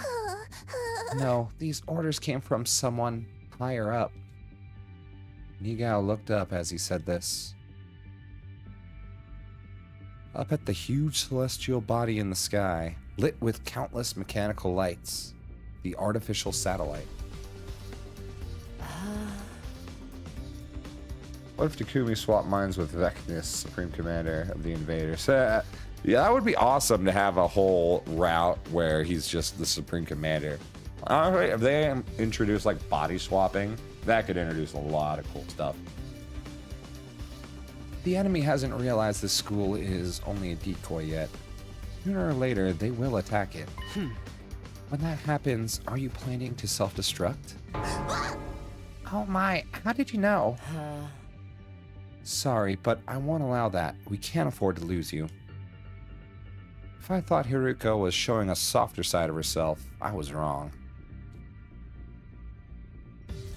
The very next moment, she dashed towards Nigao and brought her heel down viciously on her head. Oh my god. What the? I mean, we've had her come back with us before. I didn't realize this would be a thing. Eek. Whoa, that was sweet. I wish I could do axe kicks like that. I tried to axe kick a cinder block once, and I almost broke my heel. Never doing that again. Nigao fell to the ground with a thud, still scattering sparks from the top of his head. Some part of his body was making a high-pitched, staticky whine I'd never heard before. Why did you do that? Good grief. Thought I was the killer in this group. You are wrong. Don't worry. An attack like that won't destroy him. I just forced him to shut down for a while. Everyone stood rooted to the spot, stunned in his silence. It felt like we were doing that a lot today. As usual, Hiroko was totally unconcerned about what anyone thought of her. Now, let's get going. She picked Nigao up like he was a piece of hand luggage and began carrying him towards the parking lot where the school bus was waiting. Nigao has encountered a fatal error, yeah. Nigao is shutting down. And then, with all of us safely on board the school bus, we left second to last Defense Academy behind without another word. Are we gonna blow it up? I think we should blow it up. This whole episode had added another 100 questions to the list of things I wanted to ask Hiroko about. So now we're at like 4. But I just have to keep them to myself until the end of day 9. I sat squirming in my seat, reminding myself to be patient, no matter how difficult that might By be. the way, does it feel like we're forgetting something important? Do we have everyone? Something important? I don't. Oh, Shuma! Fuck! We forgot Shuma. I've got all 28 volumes of my favorite manga. What's so important about that? And I've got my signed world championship belt. Ugh, nobody cares. He was inside using the bathroom. Oh, God. Now that you mention it. Weren't there supposed to be 4 of you? Yeah, there was. We should probably turn the bus around. Oh no! Shoma! We forgot all about him. How could you have forgotten about the lad? We made a U-turn and rushed back to his second to last Defense Academy. Sure enough, we found Shuma in the courtyard there, tears streaming down his face. We picked him up and made a fresh start on our return journey. There we go. It's fine. Really, I don't mind. It's no wonder you'd forget about me. Oh, come on, man. I know my existence is about as flimsy as a 0.01 millimeter thin piece of rubber. No, we were just distracted, you know? The whole Nozomi thing. That's not true. Did you actually understand what that meant? Not exactly, but I kind of got the gist of it, you know? There's only one thing you can use a rubber that thin for. Oh, God, are you serious? It's always something sexual with all of you. Don't say it! We spent the rest of the journey doing our very best to cheer Shoma up. Eventually, we built his self-esteem back up to its normal, albeit still low level, and Last Defense Academy came into view on the horizon.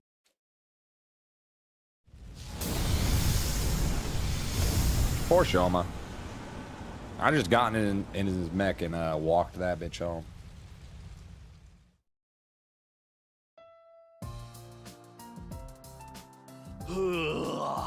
You all made it back. That's a relief. Aw, were you worried about us? No, I was just... Never mind, it ain't important. He's been pacing around the school in a tizzy the whole day. That's just part of my training routine. Today's leg day, that's all. So those guys with you are the faceless NPC squad?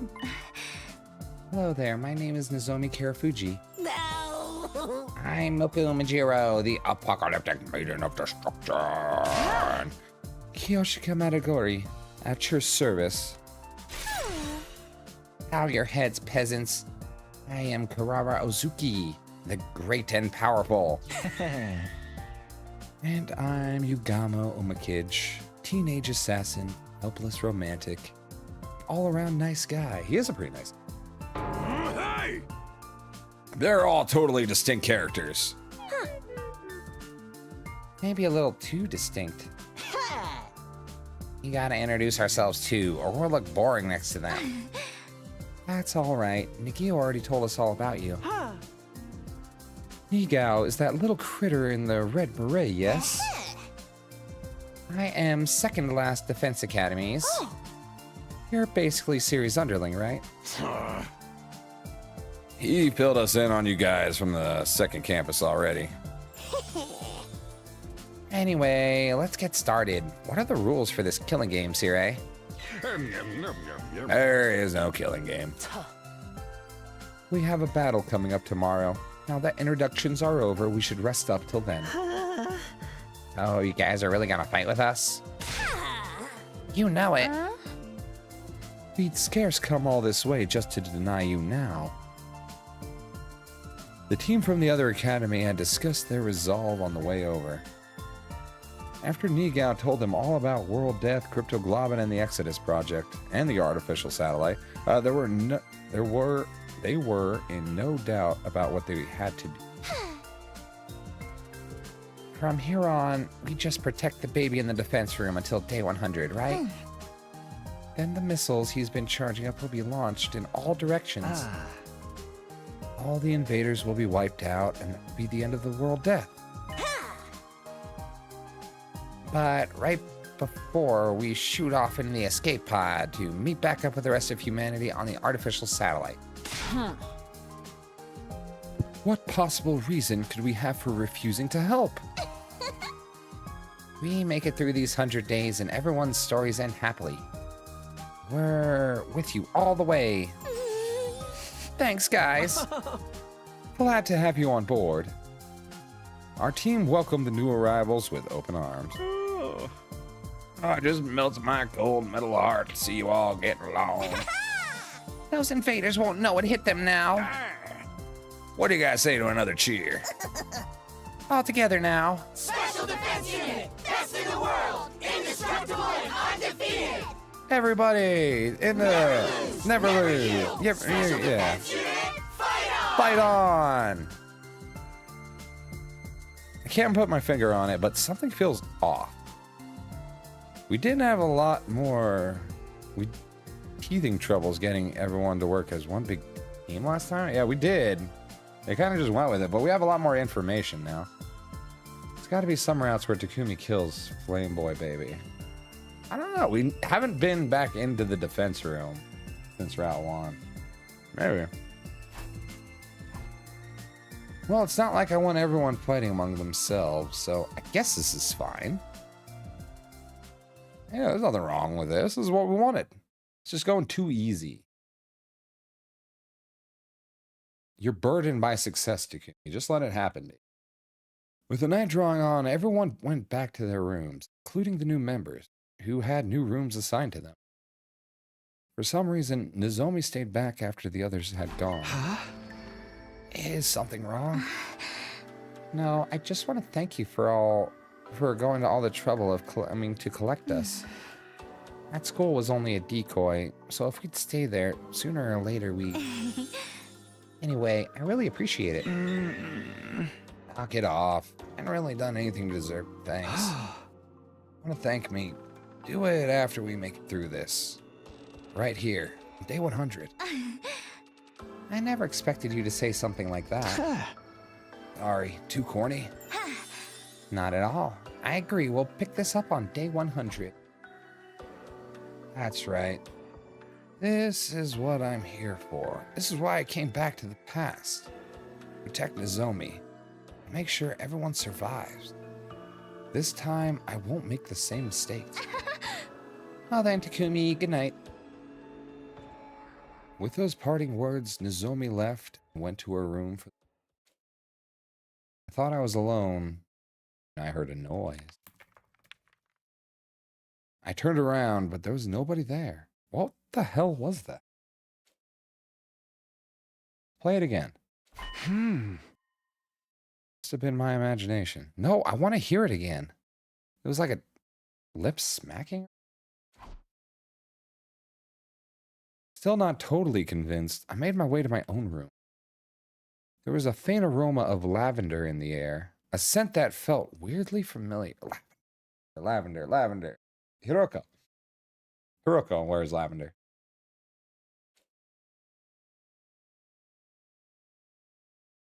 But why would she be... Maybe she's just making sure we don't say anything.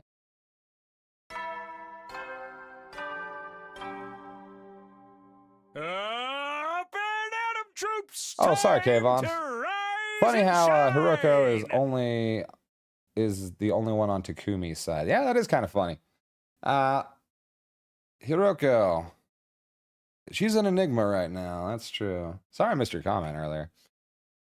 The problem is sometimes the colors are the same. Kind of blame. You have the color as Dare. I should have just that. Get ready for your prepare. Be ready to get. Okay, goodbye. Alright, so where are those disgusting freaks gonna show up? I'm already here. I wasn't talking about you. You meant the invaders, right? Sire, do you know when they'll be coming? Well, soon. Hiroko seemed to know everything already. I was on the verge of asking her about it, but she silenced me with a sharp glare. How do you know, Haruko? Your Aunt Nigo already told me. Yeah, that's it. Indeed, she asked us shortly before you all got here. We'll be fighting the same commander that escaped on day one. Isn't that right? Exactly. Gosh, you're such a good listener, Shizahara. Since you already have experience fighting him, we have a strategic advantage. Not to mention, we've got a much bigger team this time. Yes, quite. Should be no challenge at all. And there they are. Intruder alert. Intruder alert. Unauthorized personnel detected on school grounds. Defense. Hey, they're really here. I told you, didn't I?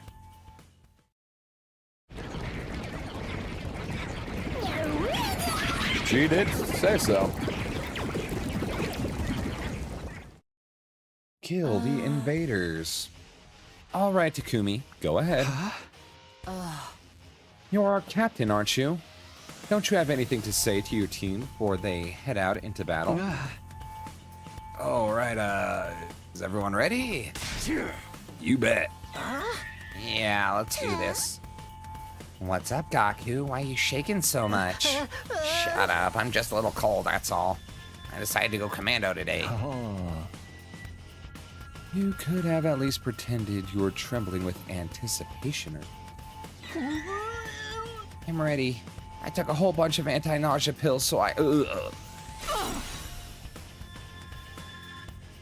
What if some totally different commander shows up? That's what I'm waiting for just like the commanders just to get all crazy, just like come attack us all at once. That'd be insane. The holy Jumanji sword is always ready. She longs to spill the blood of the wicked. I can go whenever. I'm such a nothing character, I'll probably get wiped out right away anyway. Don't be such a pessimist. You've got the apocalyptic mating of destruction looking out for you now.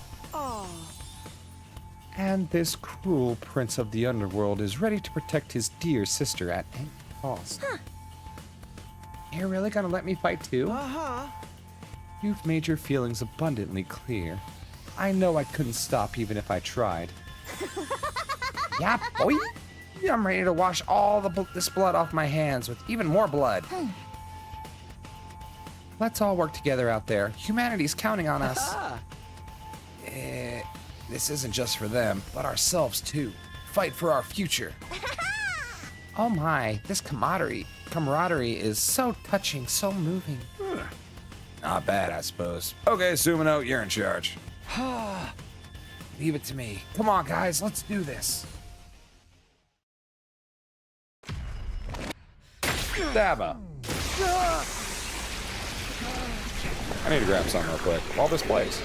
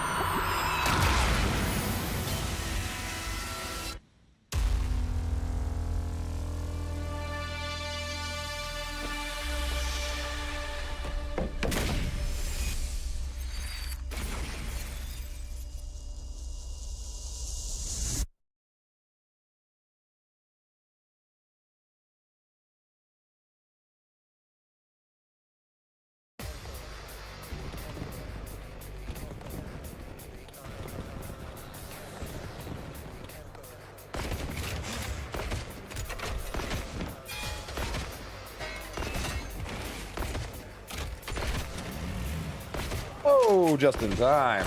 Skip all that crap. Can we just skip everything?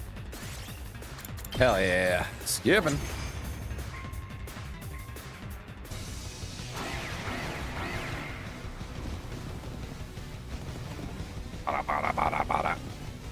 I'm assuming if anything new happens, though, it's not going to let me skip. You know what I'm saying? That could be a bad assumption. Who is that? Oh. On the edge of the battlefield, watching us fight was a figure I didn't recognize. Is that the commander you guys fought before? No. No, that's not him. Yeah, that guy was a straight-up giant. Maybe he's gonna transform and get big again? That's not it. I've never seen that person during the whole previous 100 days. I have no idea who they were. But they're not a commander, that's for sure. It's a supreme commander. Maybe. Don't get distracted, Takumi. That's not who you should be focusing on now. Wait a second. I just realized just because they're cloaked, it could be someone else entirely. It's Schrodinger's cloak. We don't know who the cloaked person is until they are uncloaked. Huh? Over there? Who's this? Another party crasher? Ah, that's him, guys. Yes. Okay, yeah, we've been through this before. God of the planet, hear my plea and lend me thy strength. Blood of my bond, release!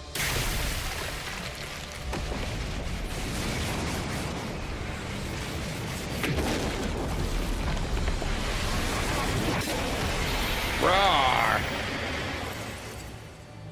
So, the crazy one is the father of this one, right? The old man? The paragon of order. I will run this time. I kind of... I'm done running away. I have to stand and fight. All you stand aside! I kind of don't want to kill this guy. In the name of order, I will strike you down! It will never not remind me of Cat Beats. You already got that info already? Yep. We know that that's Supreme Commander. See? He transformed and got big! And we know about the old man. You were talking about someone else when you said that. Hoodie over there hasn't done anything, though. Hoodie? The person in the hood, duh. Who is that? Why is someone I've never seen before showing up all of a sudden? Did the timeline change again? Oh, leave them, Takumi. You're the captain now. We need you to lead. Look at me. I am captain now. I know. Everyone, concentrate your attacks on the giant commander.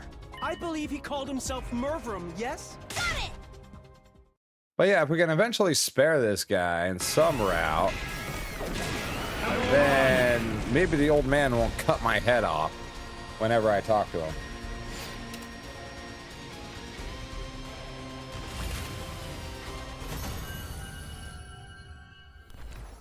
I don't think I've ever been able to spare this guy though, so. Or any of them, besides Eva.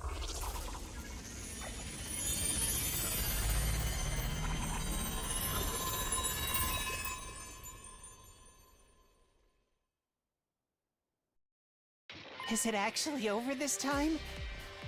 Did we win? Yeah. I think so. Woo!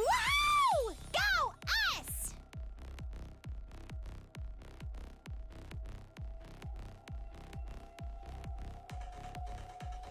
It's Delaxia's weak, cowardly son, the Shuma of the invaders. Yeah. That makes sense. Excuse me while I go rip out that Mervrum guy's appendix. Why just the appendix? What happened to Hoodie? Right, so they sent Shuma after us first? That's fucked up. I looked around, the mysterious figure had disappeared at the point during the battle. They have no respect. Who was that anyway? Mayhap a simple wanderer? What do we do with this guy? He ain't dead yet.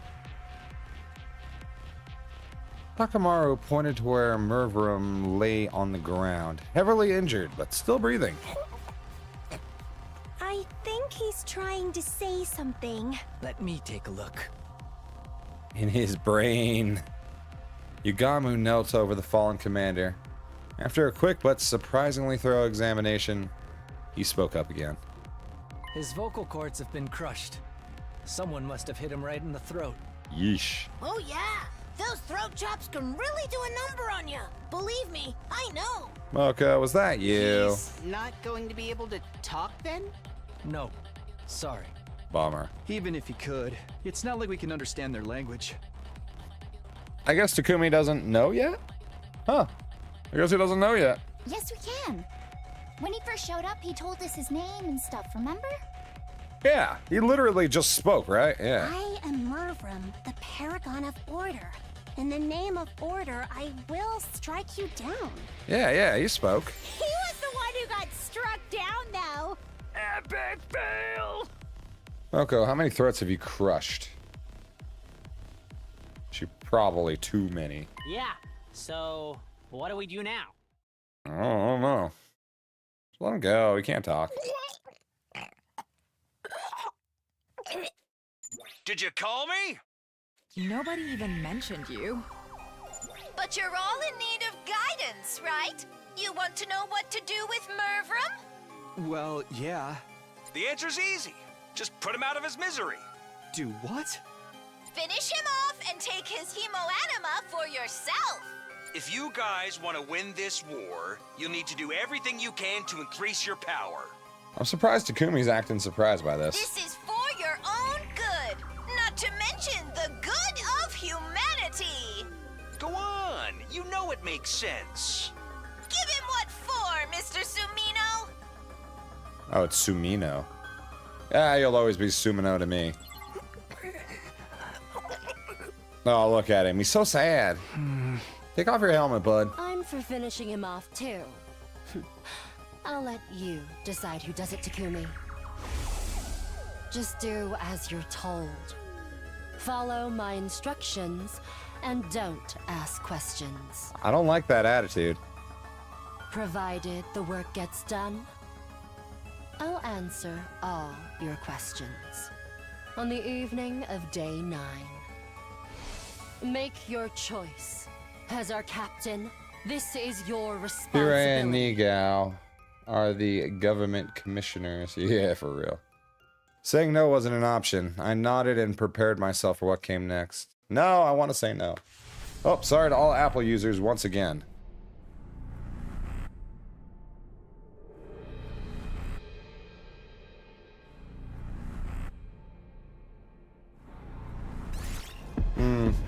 Too bad. I'm surprised they went through all the trouble of doing all the explanations, though. Who wants to get juiced? We'll do juice Darumi again. I kind of want her to be crazy.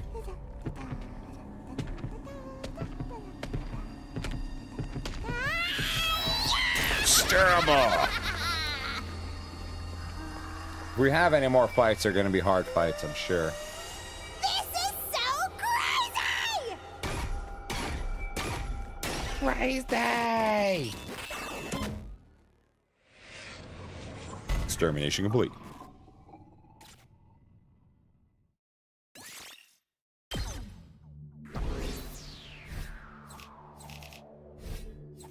Took 3 turns for the whole battle. Wow.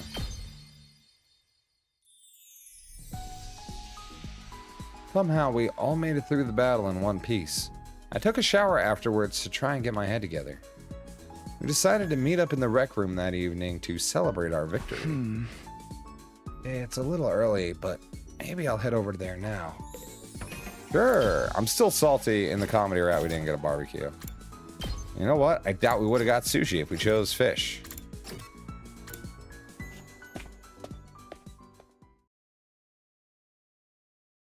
Only 3 other people were in the rec room when I got there. Hiruko, Sire, and Nigao. They were deep in conversation, but they stopped abruptly the moment I came in. Oh, hey there, Sumino. Kind of early, aren't you? Right, so nobody is here yet. They couldn't have handled that less smooth. I could see them sweating all over. I finished the game fully. I think I came back with less than I started with. Really? That's crazy. Wait, you didn't get the fish ending? Oh boy, fish ending? Fish ending? Oh. Was the meat ending somehow less egregious than the fish ending?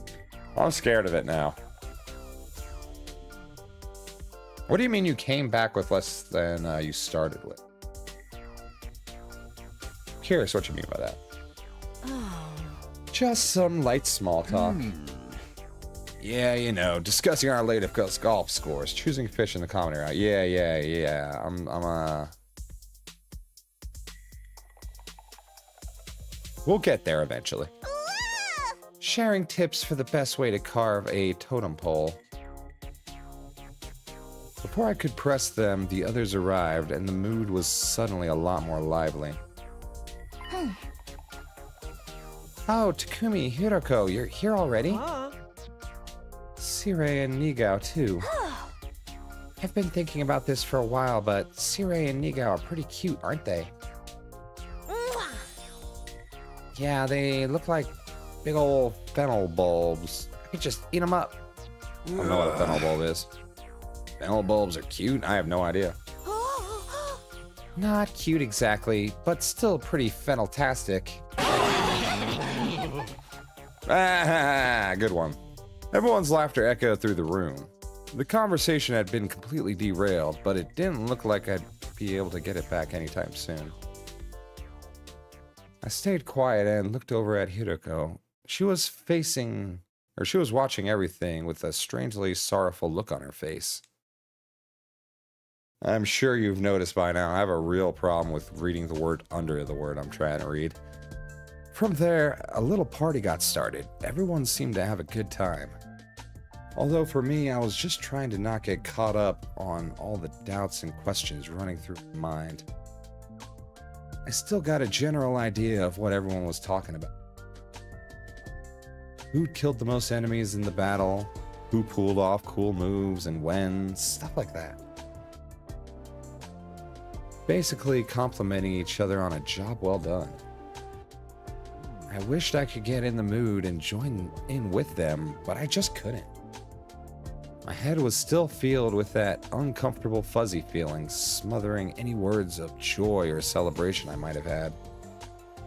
Fennel bulbs plant that supposedly tastes like licorice. That might be cool. At least time wasn't dragging. Before I knew it, it was getting late.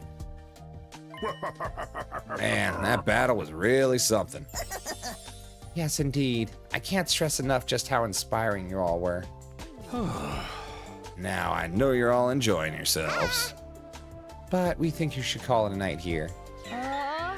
Alas, and forsooth, I must vanquish end already. Just what have you been drinking, Kiyoshika? Something carbonated, probably. What? Then why? Fizzy drinks affect her like alcohol, for some reason. How do you know that? Oh, well, Anyhow, I should all get some rest. You've got a big day tomorrow. Big day. What's happening tomorrow? Oh, didn't we tell you? You all have to fight another defensive battle tomorrow, you see. Shock and awe! Why the hell didn't you bring that up sooner? Yeah, that can't be right. It doesn't make sense. Really? Why not? Isn't it obvious? Tomorrow is only day 8. And? In my last timeline, nothing happened on day 8. There was no attack here at Last Defense Academy, or over at Second to Last Defense Academy. We shouldn't have to fight another battle until day 17, so why? Siri, Nigao, are you sure this information is accurate? No doubt about it. We had another tip-off from the eggheads at the artificial satellite. Dude, that was the lie we were coming up with. That was the lie. Maybe Takumi brain fuzzy because memories pour in from all different timelines because he used the time leap machine. Could be, yeah. We don't really know the side effects from going through that thing without a suit, do we? Aerial observation and all that, don't you know? You're lying. You're making it up. Nothing like this happened last time. The last time? Calm down, Takumi. I think all the fatigue is getting to you. Haruko had been talking to when I came in. Was she in on this too? Or maybe. That's how things stand. Just do tomorrow like you did today and you'll be fine. That's right. I know you'll all do an admirable job. Well, I guess it wasn't too bad today. We'll probably do okay tomorrow too. Damn right we will. Heck, I feel like I could take them all on by myself. Count me in. I'm always down for killing stuff. If we work together, I know we can do this. Let's show those jobbers who the real main event is around here. I guess we had no choice. Just party's over, then on to the after party. Woo! Let's get crunk. Kiyoshika's always a good time. I had barely closed the door to my room when he appeared. Oh, Flame Boy. Oh, after party after all? No, Kiyoshika's has had enough Mountain Dews. Huh? You were there while all that was going on? I can send this body pretty much anywhere inside the school. You should have shown yourself there. The others should be able to see you now. Kind of like how they could understand Moverum in the battle today. Yes, that's because of you coming back in time and Cryptoglobin resonating with theirs. And it turns out that it's affected the enemy as well. Moverum was stronger than the first time you fought him, wasn't he? His Cryptoglobin has resonated, powered up too. That one change led to another change. Let me give you an example. How easy is it to sucker carbonated Kiyoshika into doing things? We don't want to know. Let me give you an example. Let's say Rocket A takes off at point S and travels 60 miles through space and arrives at point P. After that, Rocket B also takes off from point S, but its angle of trajectory is 1 degree off. Do we think Kiyoshika can solve this math problem? After traveling 60 miles, how far away from point P do you think Rocket B would be? 1.05 miles. Just 1 degree results in a mile-long difference. In other words, even the smallest deviations can make big changes in how things... Is the enemy attack coming tomorrow? Yes, for one, commanders are stronger now, so they're able to mount attacks sooner in your timeline. And that person in the hood appearing must be another of those changes. Person in the hood. Hoodie, as you ended up calling them. I don't know who they are or what they're here or why they're here either. But I don't think they're here to help us. I am sure of that much. And their presence is proof that history has begun to change significantly. Your knowledge of the future might not be as useful as you think anymore. That's okay. I came back because I wanted to change history. Huh? Then why don't you tell the others about it? Do you want things to change or not? Well, how can I put this?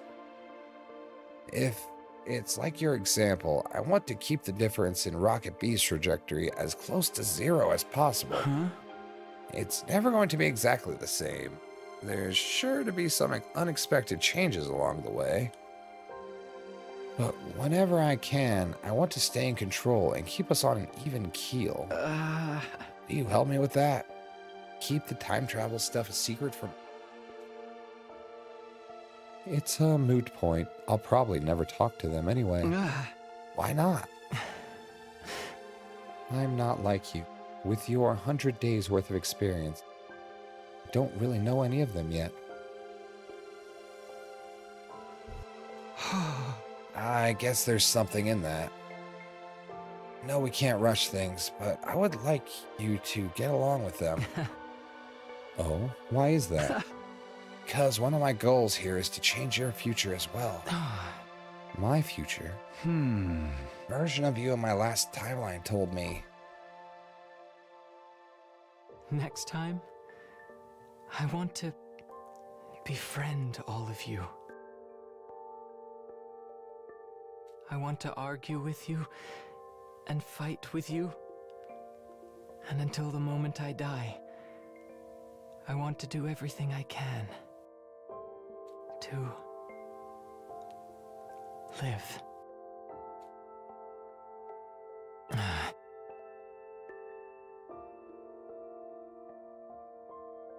I need more water.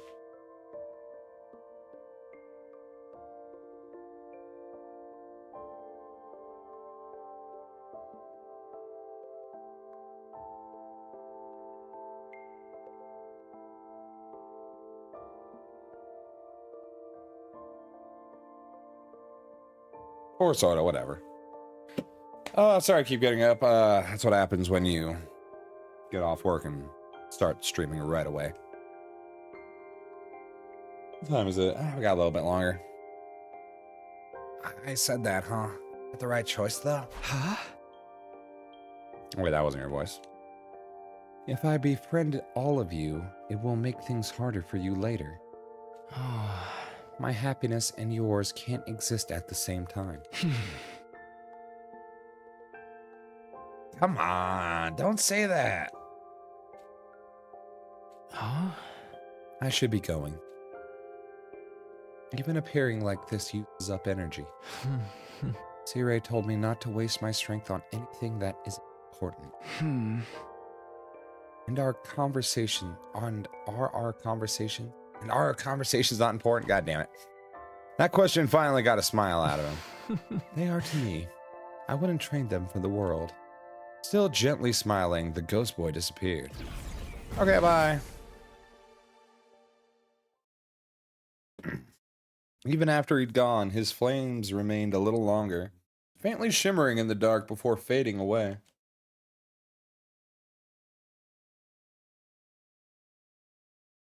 Good old flame boy. I hope there's a path where we can save him as well. We had the jar. Can't we stick him in the jar? Madam Troops, time to rise and shine. Remember all the trouble me and Hiruko went to get that freaking jar? Get ready for And your just never used it? Okay, bye. Be ready to get. Bye, Siri. On to more important things. No freaking way. Give me one good reason we should agree to this. I keep telling you, we need every extra bit of firepower we can get. The argument began in the cafeteria that morning after breakfast. Siri and Niga were nowhere to be seen. Apparently, they were shut up in the war room, nailing down the strategy for the battle today. What if Takumi and Flange Boy switched minds? That wouldn't be much of a story, honestly, because we would just like be in the jar. Unless we could be a ghost. That'd be weird. Releasing Aito, though, isn't that going too far? You guys are new around here, so I don't think you realize just how much Mr. Isuki despises humanity. You understand that if you heard it from him yourself. Actually, we spoke to him already. We all went to talk to him in his cage earlier this morning.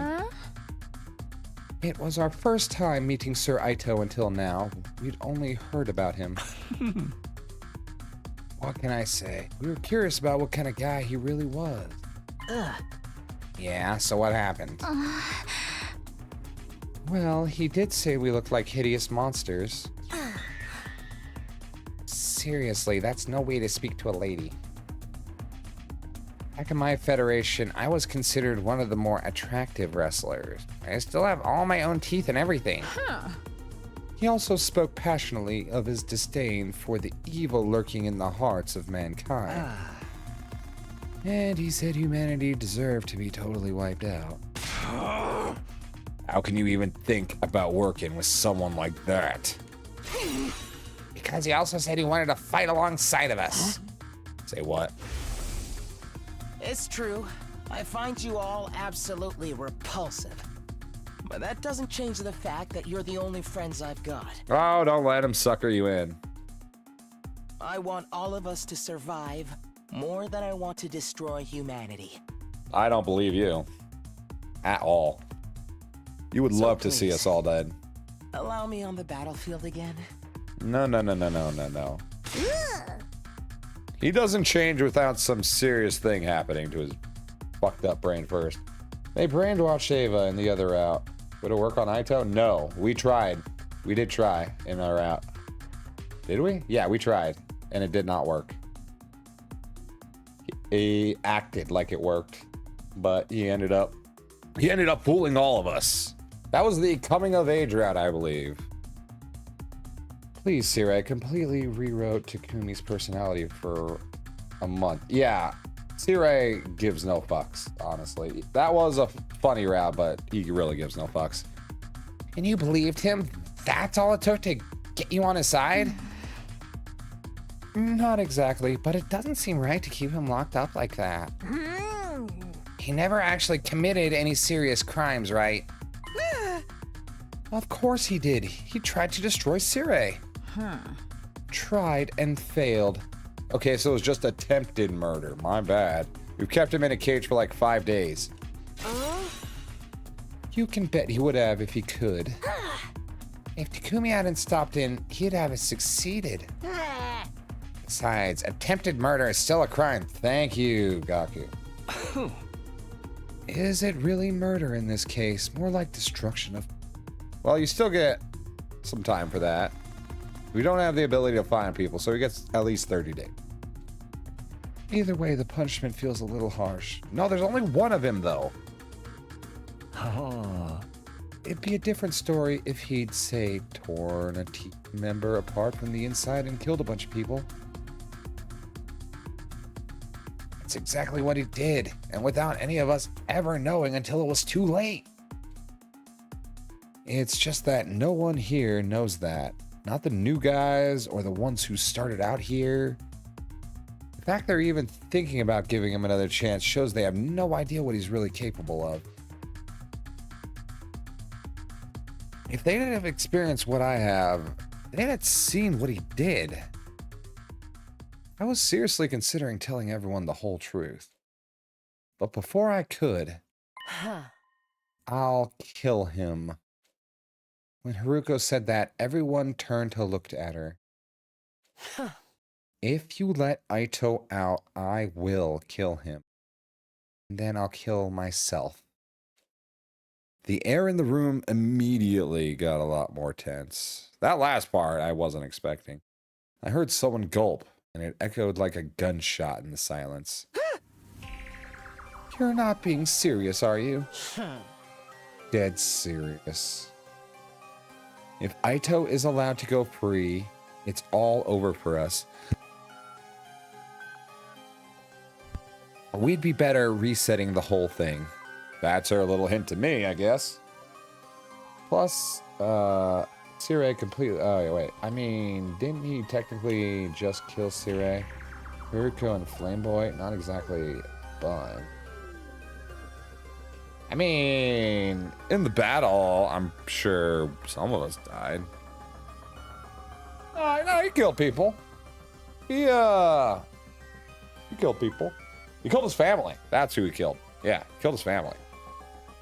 Yeah, the whole thing. He's setting. Yeah, I hear you. Here we go. Wink, wink. My point is, we won't gain anything by freeing Aito. Quite the contrary. We'll actually lose at least one member of the team. Because you'll kill yourself if we let him out? No one dared to say anything. Ruko was extruding ice-cold pressure that cowed us into silence. Of course, it's not my decision to make. We should really leave this to the captain. Yeah, you haven't said anything in a while, Takumi. Huh? Is something the matter? Don't want to split the timeline. And just like that, everyone's eyes were on me. I wasn't about to get intimidated, though, but I was about to split the timeline. Even if Haruko hadn't spoken up, my mind was already made up a long time ago. Okay, never mind, we're good. The answer is no, we're not letting Aito out.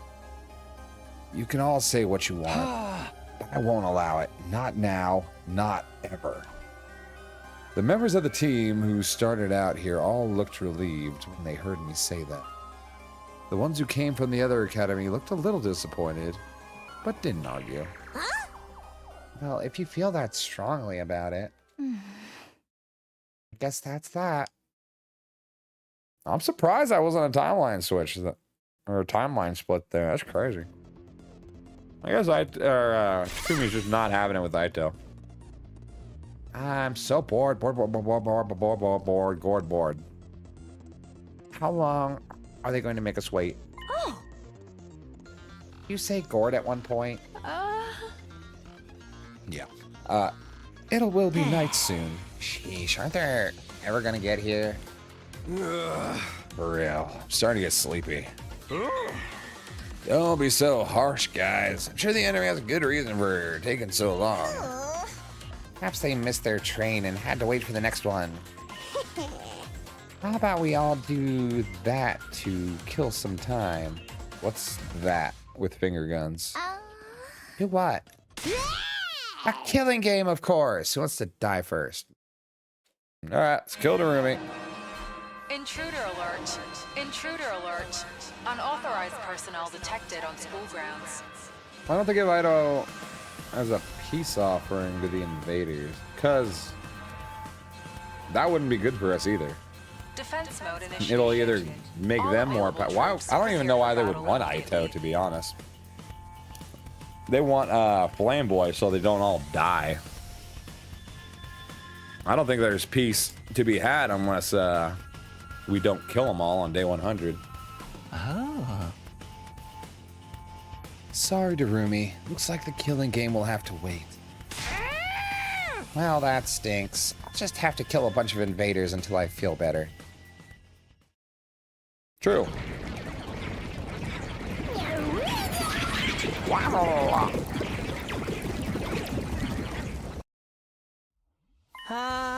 So, Sirei, what should we do? Weren't you and Nigao supposed to be nailing down a strategy all this time? Oh, sure. We nailed down one all right. Nailed it good. Yes, indeed. Could have started a carpentry business with the amount of nailing we did. I don't think they were nailing anything, guys. Great, what is it?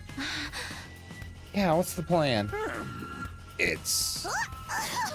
What else could it be? To let Sumino here figure it out. That's your big strategy. Our school likes to encourage independent thinking and student autonomy. You've got to learn things for yourself sometimes. The best teacher is first-hand experience, after all. You just didn't think of anything yourselves, did you? My dear boy, we thought of plenty. Yeah, even had a plan that involved stealing the Supreme Commander's panties. Always with the panties. Did we go down the comedy route? Hold on. Did we somehow make it to the comedy route? It's not telling me. It's not telling me the name of this route. Fuck. You three, this is no time to stand around running your mouths. She's quite right. Get it together, Sumino. I sighed. There was no use arguing with them now. Is everybody ready? They could do experiments on him or something. Yeah, they could. But we don't know what they know about us. They might not even care. And at this point, we also don't know really anything about them either. Still, even with all the timelines. Series main is always stuck in comedy mode, maybe. I mean, we need to give him a couple good smacks.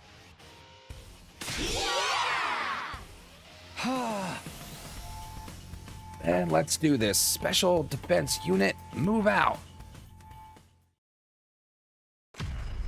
And Stava. Hey, time for the new round.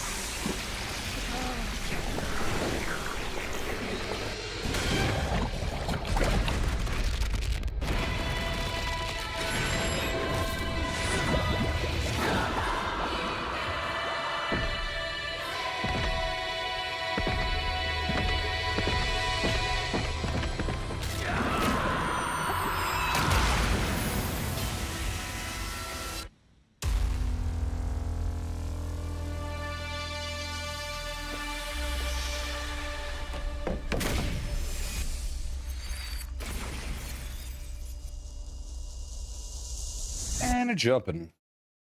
So, battle 2. Is this a double battle? Cannot really remember. We're almost to day 9, though. And at day 9, we should learn some secrets.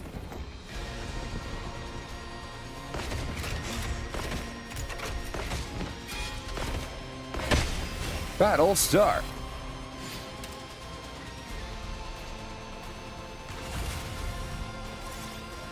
Skipping. Oh, I could do this all day! This is easier than taking a splash in an inflatable bounce house! Don't let your guard down yet. Look over there. I was really confused by what Moko said, but I understand now. What am I looking at? Oh, the merge. Yeah, we've seen the merge, actually. We're actually going to skip the merge this time. It's Hoodie! They're back again. Ignore them! We got invaders to kill. Focus on the commander. On Pakron. We can deal with the other one later. 2 arms! And legs. I have 2 arms and 2 legs. Very good, Kyoshika. You can do math. How is that? How many is that total? Hold on. I got this. 3? Fuck. I don't think any of them have ever dropped the F-bomb, have they? Except for Takumi. I think he did a couple times. Another bloodbath. We really did a number on these guys. All thanks to my galactic bazooka, of course. Oh, is that what happened? Is the hoodie a commander or a student from another timeline? It should be the Supreme Commander. Are we naming our attacks now? Should be, quote unquote. Like I said, it's Schrodinger's hood right now. We don't know who it is until they're unhooded this timeline. More importantly, what do we do about them? Ema pointed to where the figure we dubbed Hoodie stood. They began walking toward us with a slow deliberation. Then they pulled back their hood, revealing... Supreme Commander? That's the Supreme Commander! Yep. What? Sirei told us earlier. This is who's leading the invader army. I'm not sure why they bother with the hood. I'll be 100. Her? That's the big boss? Boss lady? I'll thank you not to refer to me by such a vulgar term. The Supreme Commander brought her hand up to her mask. Among my people, I am known as Veshness, the paragon of hope. Well, I still say I'm cuter. I don't know about that No one. one said anything about her being cute. I did. Long time ago, and I will right now. She's cute as hell. So you can understand us now, too? Vecnus narrowed her eyes in response to my question. Was that your attempt at a bluff? Or do you really not know? The hell are you talking about? She was silent for a moment. It seemed like she was thinking about something. Finally, she spoke again. I see. Wait, what'd you say?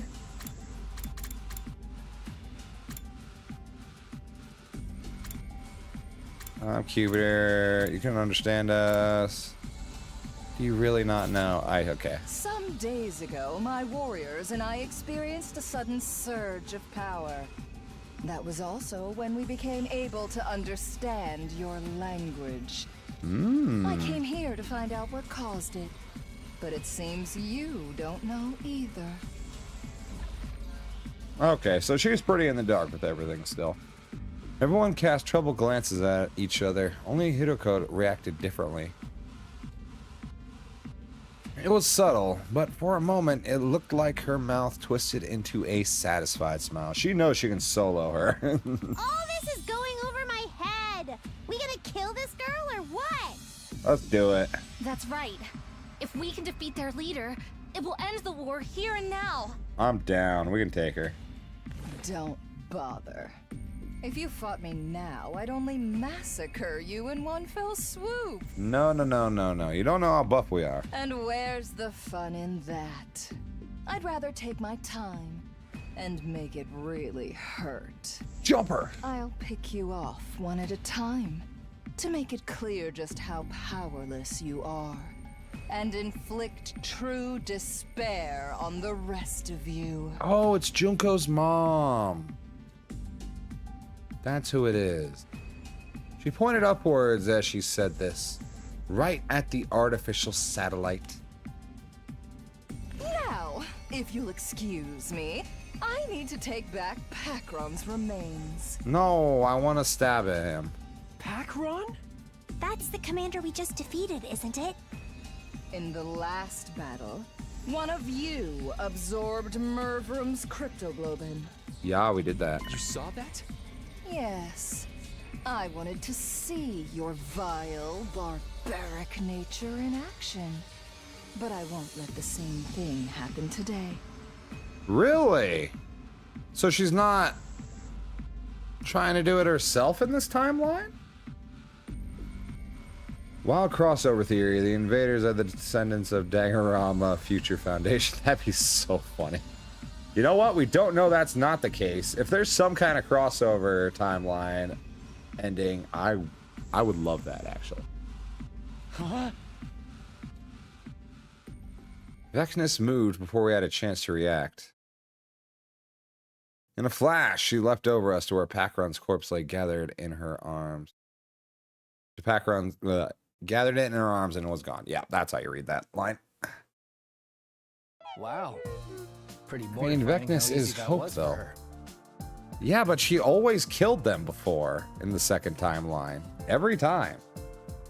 This is the first time she showed any compassion at all for her fellow commanders. Damn it! How enraging! That's significant. If you have to get a rager, do it in your own time. Well, even if she got away, it's not all bad. Yeah, we still won the battle. We can be happy about that, can't we? No, we didn't get to murder her. I guess you're right. All right then, here we go. Wahoo! Special Defense Unit, best in the world, indestructible and undefeated. Never lose, never yield. Special Defense Unit, fight on! We made it through our second defensive battle, or our third if you counted the one on the very first day. Nagito style hope is not compassionate. Yeah. And so far, none of us had died. I just hope we can keep this up. But I didn't want to bring the others down thinking like that.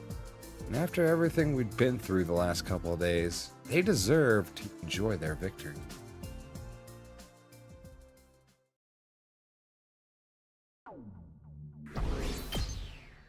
Nice. So now moving on to day 9, Haruko should be spilling her guts. Nice work, everyone. Another spectacular victory. This up and you'll have the war won in no time. Huh. And the victory party. That's what last night was for. We can't have you cutting loose every time. This is a military academy, not a rowdy college dorm. Alas, I was looking forward to more revelry. When's the next attack due anyway? I believe day 15. At least that's what Hire and Nigao told me before. Right, of course we did. Thanks for the reminder, Shizuhara. Just so, we've received a report from the artificial satellite to that effect. I was surprised, but I didn't panic. I was past that now. There was no attack on day 15 the last time around. The same went for day on day 8. At least that gives us some time to rest. From day 8 to day 15, that's, rounded up to the nearest 10, carry the 1. 6 days from now. It's 7 days. 15 minus 8. What's so hard about that? Can we just kill Sirei again so we can have a barbecue party every day? That's what I'm saying. There's no reason we can't, like, just party hardy every time. Oh, you made her cry. That means after today, we've got 6 whole days to take it easy. Yeah! You guys want a tightrope walk against steel girders and take bets on who falls first while we wait? Sorry to break it to you, but you won't have time for any of that. We'll need you all to start training in preparation for the next battle. Oh, for the love of murder. Guess we should have seen that coming. We don't need them to train, we need resources. That's what we need to get them better. After the battle, we took our time over a late dinner and went back to our room. I stayed out on the roof, though. I was thinking about Haruko. Starting tomorrow, I'm going to have a lot to do. Just do as you're told. Follow my instructions and don't ask questions. So, I guess that machine can go in the future. Because if she's going in the... She must be going in the future to check what's happening on the days, right? So it's not just straight across with that machine. Provided the work gets done, I'll answer all your questions on the evening of day 9. I was on day 5, and for the past 3 days, I'd done everything she'd asked me. There really was a lot to do. We'd been so busy, I hadn't even had time to think about all the things I wanted to ask her. But all that was about to change. Tomorrow was day 9. The day I'd get my answers. I'm holding you to it this time, Haruko. I won't back down until you've told me everything. I was conscious of a weird, restless chest. Was it from anticipation? Was it something more like fear? At that point, I still couldn't say for sure.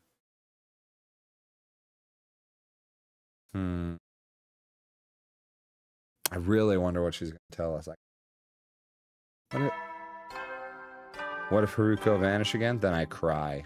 Then I just cry. Adam troops, time to rise and shine. No, what we do is we go to the research facility and look for her. Because we know where she's going. Get ready for your 9th day of active service here at Last Defense Academy. Prepare to spend another day enduring the unendurable and suffering the insufferable to pave the way for humanity's future greatness. Be ready to give your lives to protect our beloved school from the vile... I don't know why I'm listening to this. I apologize. I was thinking about things, I guess. Takumi, come quick. It's Aito. He... Are you joking? Who let Aito out? A little after breakfast, Shuma came charging into my room in a panic. Aito, what did he do now? He's not in his cage. He's gone. He's escaped. What? I was on my feet before I knew it. I followed Shuma and we both rushed outside together. Where's everyone else? You're the first one I told. Takamaru knows too, though. He and I were doing our morning training in the courtyard. That's when we noticed the cage was empty. No chance, Siri. I let him out. It was probably one of the other students from the second to last defense academy. All right. You go tell the others about this. I'll go look for Aito. Okay. Shoma nodded and hurried away. Aito escapes, but how? No time to stop and think about it. I have to find him before he causes any trouble. Shit. Who let out the mad lad? Is this fucker? Any hints on the... Okay, you're on the 3rd floor, Takamaru. Let's talk to you and see if you've seen anything up here. Takamaru, where are you? Bro. It's that 3rd floor. Okay, he's not up here. Let's just go down. Go down to 1st floor.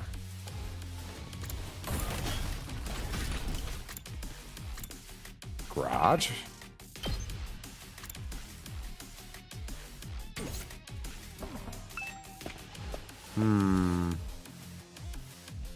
No sign of him here. I feel like he's at the entrance, right? Entrance hall? Both fire extinguishers are still here. That means Aito can't have gone outside the wall. Shit, that's right. Okay. Metal? Maybe the morgue. No sign of him here. Where the hell is this guy? Cafeteria? No shot. No sign of him here. Okay. Maybe he's just not on the 1st floor. Boys' bathroom? No sign of him here. Alright. Where is this fuck? Or Nigao. What if it was Nozomi? I think Nozomi is the most likely, if I'm honest. She's too kind-hearted. No sign of him here. Library?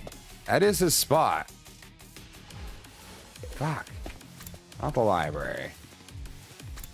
Courtyard. Maybe he is in his cage. Whole time, he was just hiding. Shuma's right. The cages are completely empty. There's no one here. Well, fuck. Where is he? I get no hints.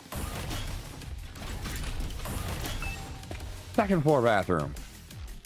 No sign of him there. God damn it. Classroom. Nothing. Training room. How would Takumi act if Haruko tried to kill Nozomi for unleashing Aito? Oh god, I don't even want to think about that. I don't think Haruko is going to kill Nozomi unless she absolutely has to. Oh, this is just a courtyard again. God damn it. I think Haruko will know exactly how much that's going to affect Takumi. Alright, let's go back to the third floor, I guess.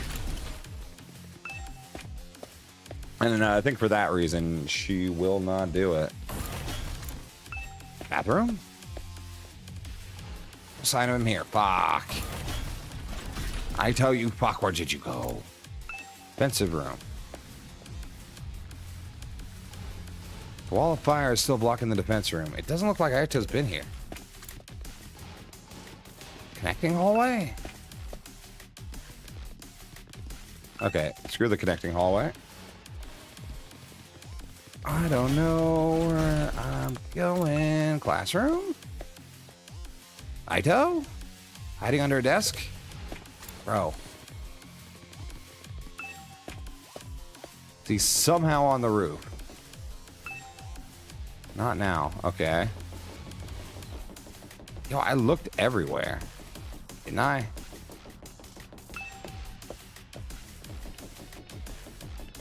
Must be one room I didn't look in. No!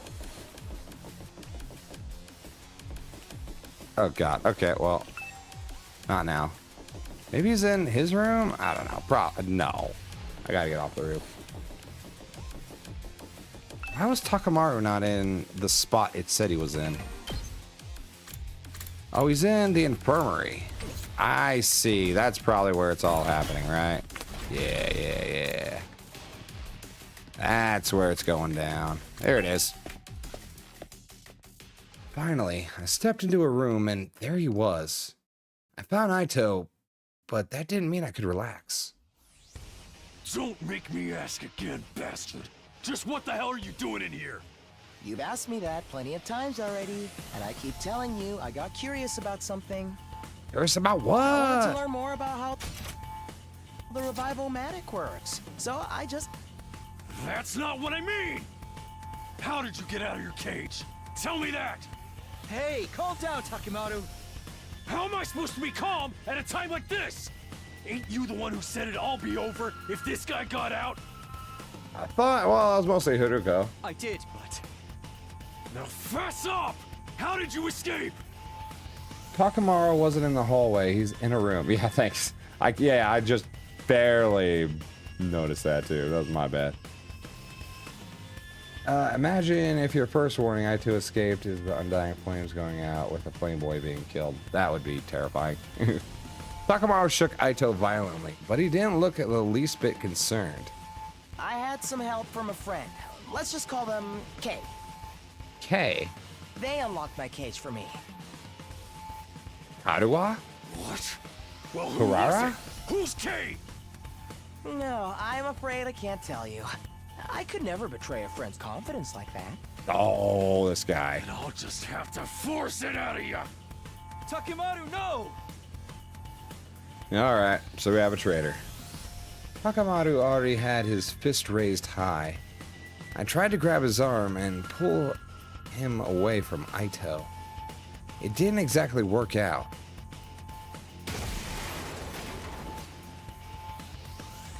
A jolt of pain shot up my spine. I'd been knocked back so hard and so fast, my guts were still doing somersaults even after I came to a stop. For a moment, I had no idea what was happening. The next thing I knew, I was on the floor. Takamaru must have sent me flying. And I crashed against whatever this was directly behind me, which just so happened to be a revival-matic. Huh? Sorry, man. Guess I overdid it a little. Are you all right, Takumi? Yeah, I think so. Fighting through the pain, I got to my feet. I turned around to look at the machine. Oh. Did we activate the turrets? Shit. Huh? Oh. Oh no, it's broken? No! An ominous plume of black smoke was rising from the wreckage of the revival-matic. I had a feeling things were about to get a whole lot worse. This is bad, right? That's one way of putting it. It wasn't long before everyone else heard the noise and came running. Just what the heck you guys doing here? Revival-matic, it's... oh dear, dear, dear, dear, dear, dear. Aito, you did this, didn't you? Aito just sighed and shook his head in exasperation. Perhaps you care to explain what happened, Takumi? I reluctantly gave everyone a quick summary of the events that led to our current predicament. So basically, Takamaru did it. It wasn't on purpose. Takumi grabbed my arm and I just lost control. Whoever is to blame, this is a catastrophe, nonetheless. Yeah, if we can't use our revival-matic anymore, and any of us die in battle... I have a feeling this might have to do with troubling timeline. I guess everyone's about to permadeath. It sounds like it. What if Aito didn't actually sabotage it, but it was K? I doubt any of us sabotaged it. I think we just broke it because Takamaru doesn't know his own strength. We stay dead. There's no coming back tomorrow anymore. Wait, sorry. Then we stay dead. There's no coming back anymore, yeah. The whole group seemed to freeze up for a moment. A lot of them started to glare accusingly at Takamaru. Come on, everyone. It's not so bad.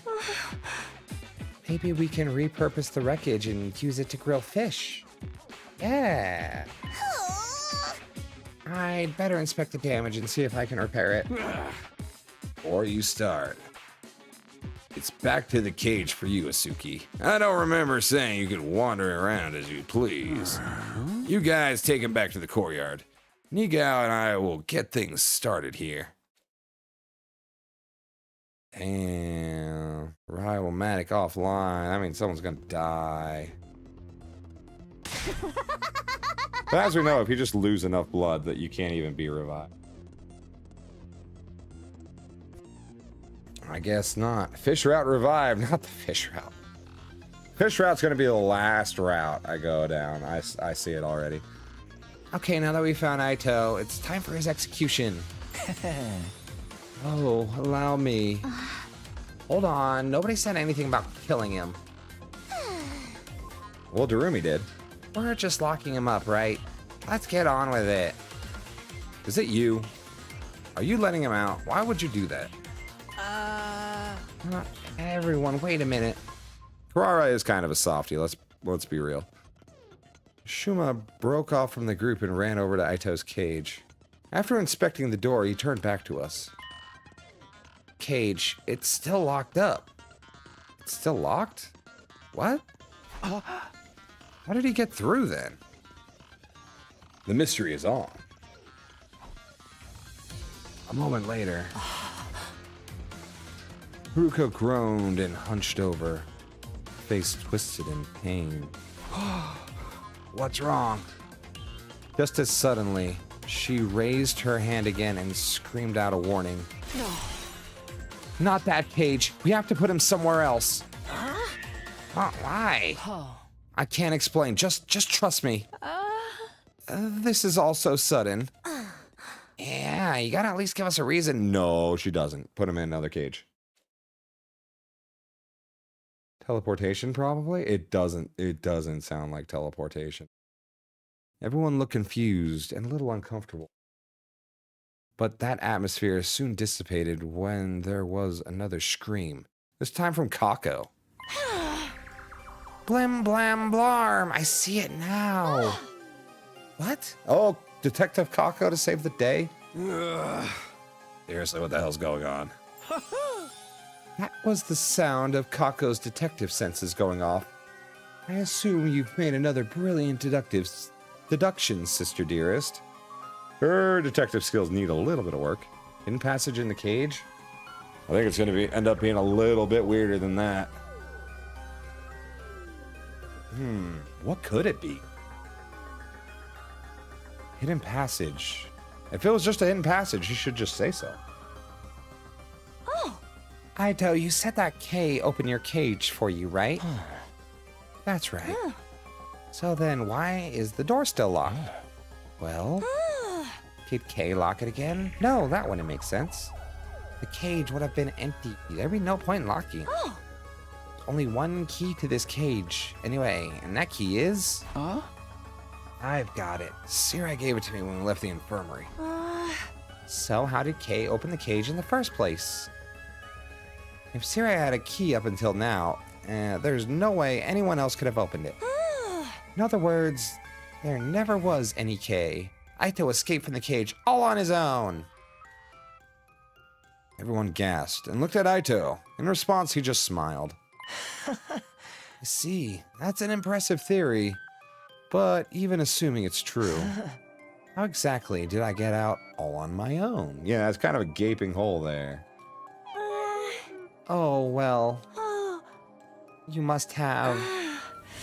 I don't have a clue. What a pity. Shall I tell you the answer then? Oh. Your first guess was actually the right one. After I left the cage, Kay locked it up again. I'm calling BS. Me too. That does sound pretty illogical. Perhaps, but consider the alternative. What's so logical about the idea of me breaking out on my own without even damaging the... Okay, then tell us who Kay is. I've already told you I can't. How about we torture it out of him?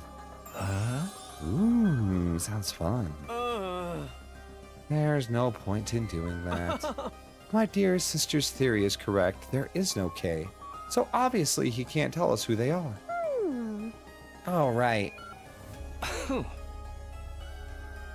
Party pooper. Either way, we should assume Kako is right. In that case, we'll have to find somewhere else to lock Aito up. He can just break out of these cages on his own. Anything could happen. Where are we going to put him then? Oh, I have an idea. What are you thinking, Tsubasa? Maybe it was Altakumi. I don't know. Altakumi hasn't really been hinted at yet in this time. Maybe. Unless Kako is K? I don't think it would be Altakumi. I think this is more standalone than those other routes. For some reason. I really shouldn't think that, actually. How about in here? There's a lock on the door and no windows, so we won't be able to escape. Well, whatever. And it's a room we never use ourselves. This suits me fine. It's better than my last place. And there's even a bed. Just hope the rent isn't too steep. Yeah. Laugh it up. Why don't we just lock him in his room upstairs? I don't see much reason. Well, he has water and stuff up there. He could, like, flood the place. Look at all this crap in here. And so we decided to hold Aito in the room with no name. I got these weird capsule-like machine. I guess we'll call it the capsule room for now. Leaving our prisoner inside, the rest of us stepped out of the capsule room. I'd got the key from Sire when we told him our plan. I made sure the door was locked up tight. Once I was satisfied, there was no way Aito could get it open. We all left. There was no point hanging around there anymore.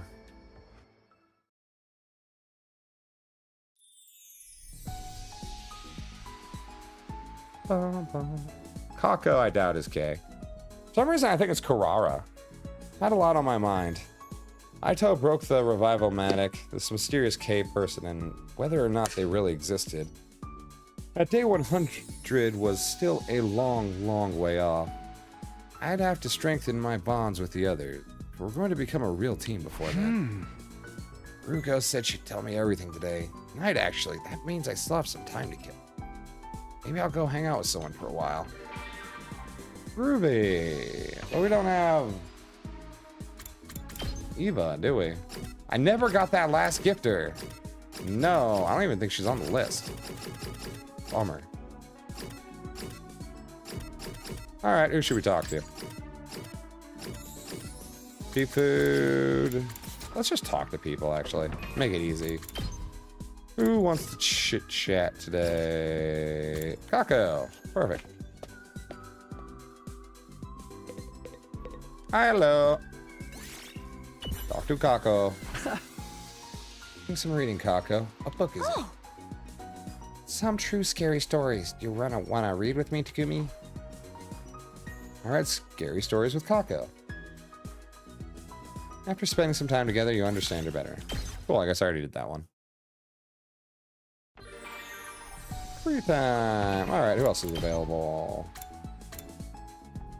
Nozomi. Sure. But, alternatively... Yeah, let's go talk to Nozomi. Nozomi, where are you? Back here. Nozomi. Karara's just standing guard. If you do any perverted things to Nozomi, I'll kill you. Want to take a break on the roof with me, Takumi? Sure. Let's relax and look at the sky. I had a peaceful break on the roof. After spending some time together, you understand Nozomi better now. Nice. Alright, Hiroko, tell me the secrets. Before I knew it, the sun was sinking beneath the western horizon. The night of day 9. This is when Hiroko promised to tell me to answer all my questions, all 400 of them. I'd better go find her. I mean, we haven't met Eva this route, if we even will. We might. We should. I didn't even have to look for very long. I happened to glance around the roof and spotted someone sitting on the other side of the fence. It was Hiroko. What's she doing over there? I hopped over the fence and sat down next to her. No! Why is she sad? Why sad? This was something I hadn't expected. Hiroko looked different. It was her eyes. They were usually sharp and cold, never betraying the slightest hint of weakness. Now they were filled with tears. Big, wet tears ran all the way down her face. I didn't understand. Why the sudden change? What was going on? This was so far removed from what I'd come to expect from her. My brain just couldn't process. Felt like I should say something, but I couldn't find the words. What do I do? What do I say? What can I say? The normal thing to do in this situation would be to say something comforting, something considerate. But in my confused state of mind, all I could come out with was something totally meaningless. Are you crying? Well done, Takumi. Nailing it every time. No. Hiroko took off her glasses and wiped her eyes. She took several deep breaths before answering. No, I'm not. You definitely are, though. Did something happen? Something? Like, you know, something sad or painful or... No, not really. So then, why are you... Why do you have to be so dense? I told you, I'm not crying. You were totally crying, though. And if I was, it would be incredibly insensitive of you to keep pestering me about it. That is true. You shouldn't do that. Even middle school kids have enough delicacy not to walk up to a crying person and ask, "Are you crying?" True. She had me there. I didn't want to say anything that might make this, so I just clammed up. Did you hear about the Revivomatic? No. It was damaged pretty badly. You were there, Takumi. You should have known about that. Sire and Nigo have made some repairs, so we should be all right. Oh, good. So maybe we're fine then with that then. We can at least revive each other again. But it's not completely fixed yet. They said one part of it is still badly damaged. Huh.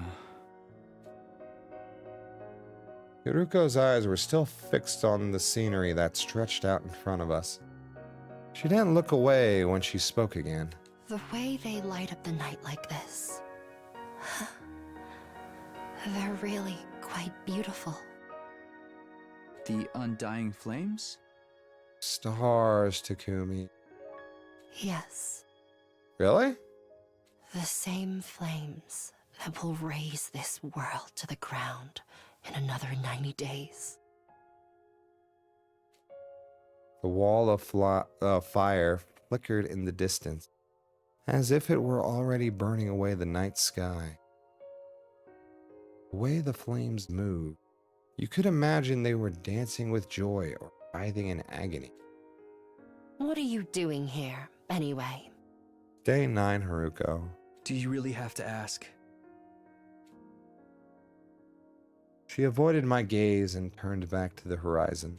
A cold breeze blew, ruffling her hair. It's the night of day 9.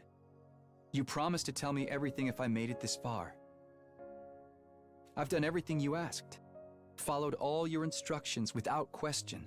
Almost without question. So now it's your turn. It's time for you to keep your promise. There was a long silence while I waited for a reply. Every time the wind blew through Hiruko's hair, it released a gentle, sweet aroma into the air. It was calming, comforting. I'd smelled it somewhere before recently, but I couldn't quite place it. Was this scent lavender? Just as I started to recognize it, Haruko spoke up again. No. It's not over yet. What do you mean? Why not? My instructions. I have one last order for you to carry out. What is it? Even now, she still wouldn't look at me, which made her request little more than a whisper, even more surprising. Kiss me.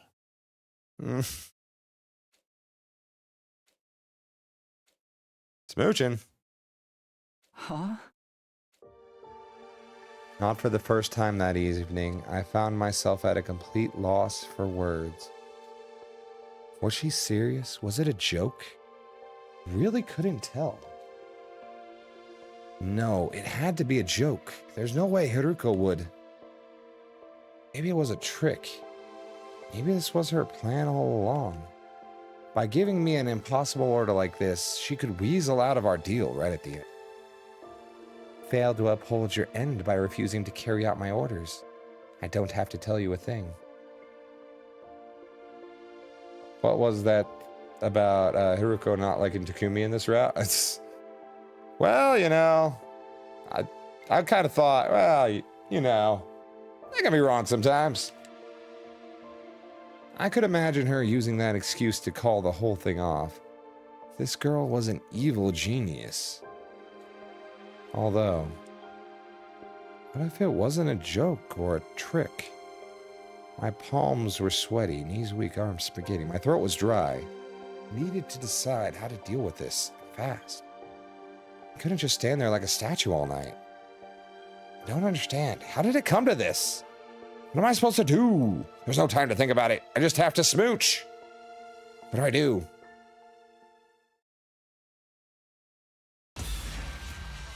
Oh, well, this is the easiest choice of my entire life.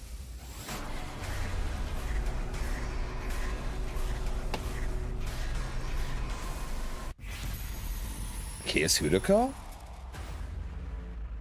How could you ever turn down that offer? How could you ever?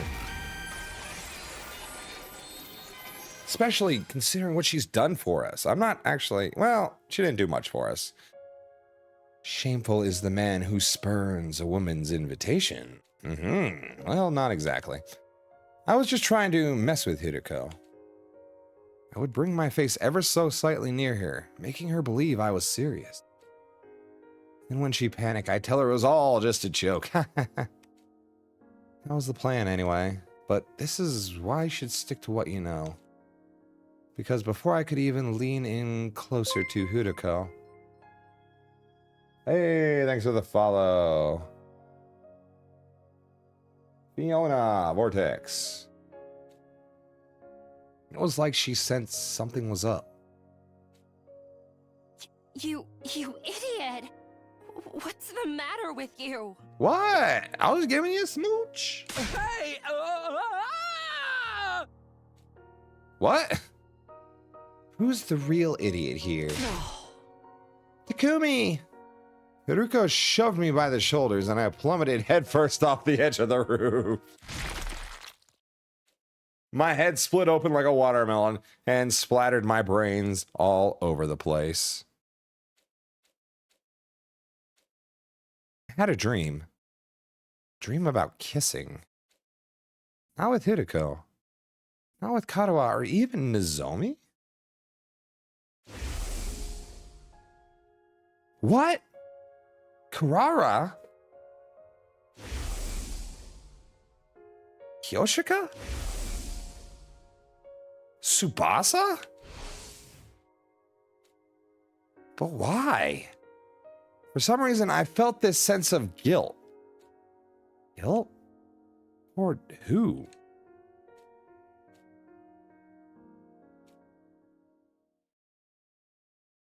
Day 24. Huh? Why am I sleeping? Alright,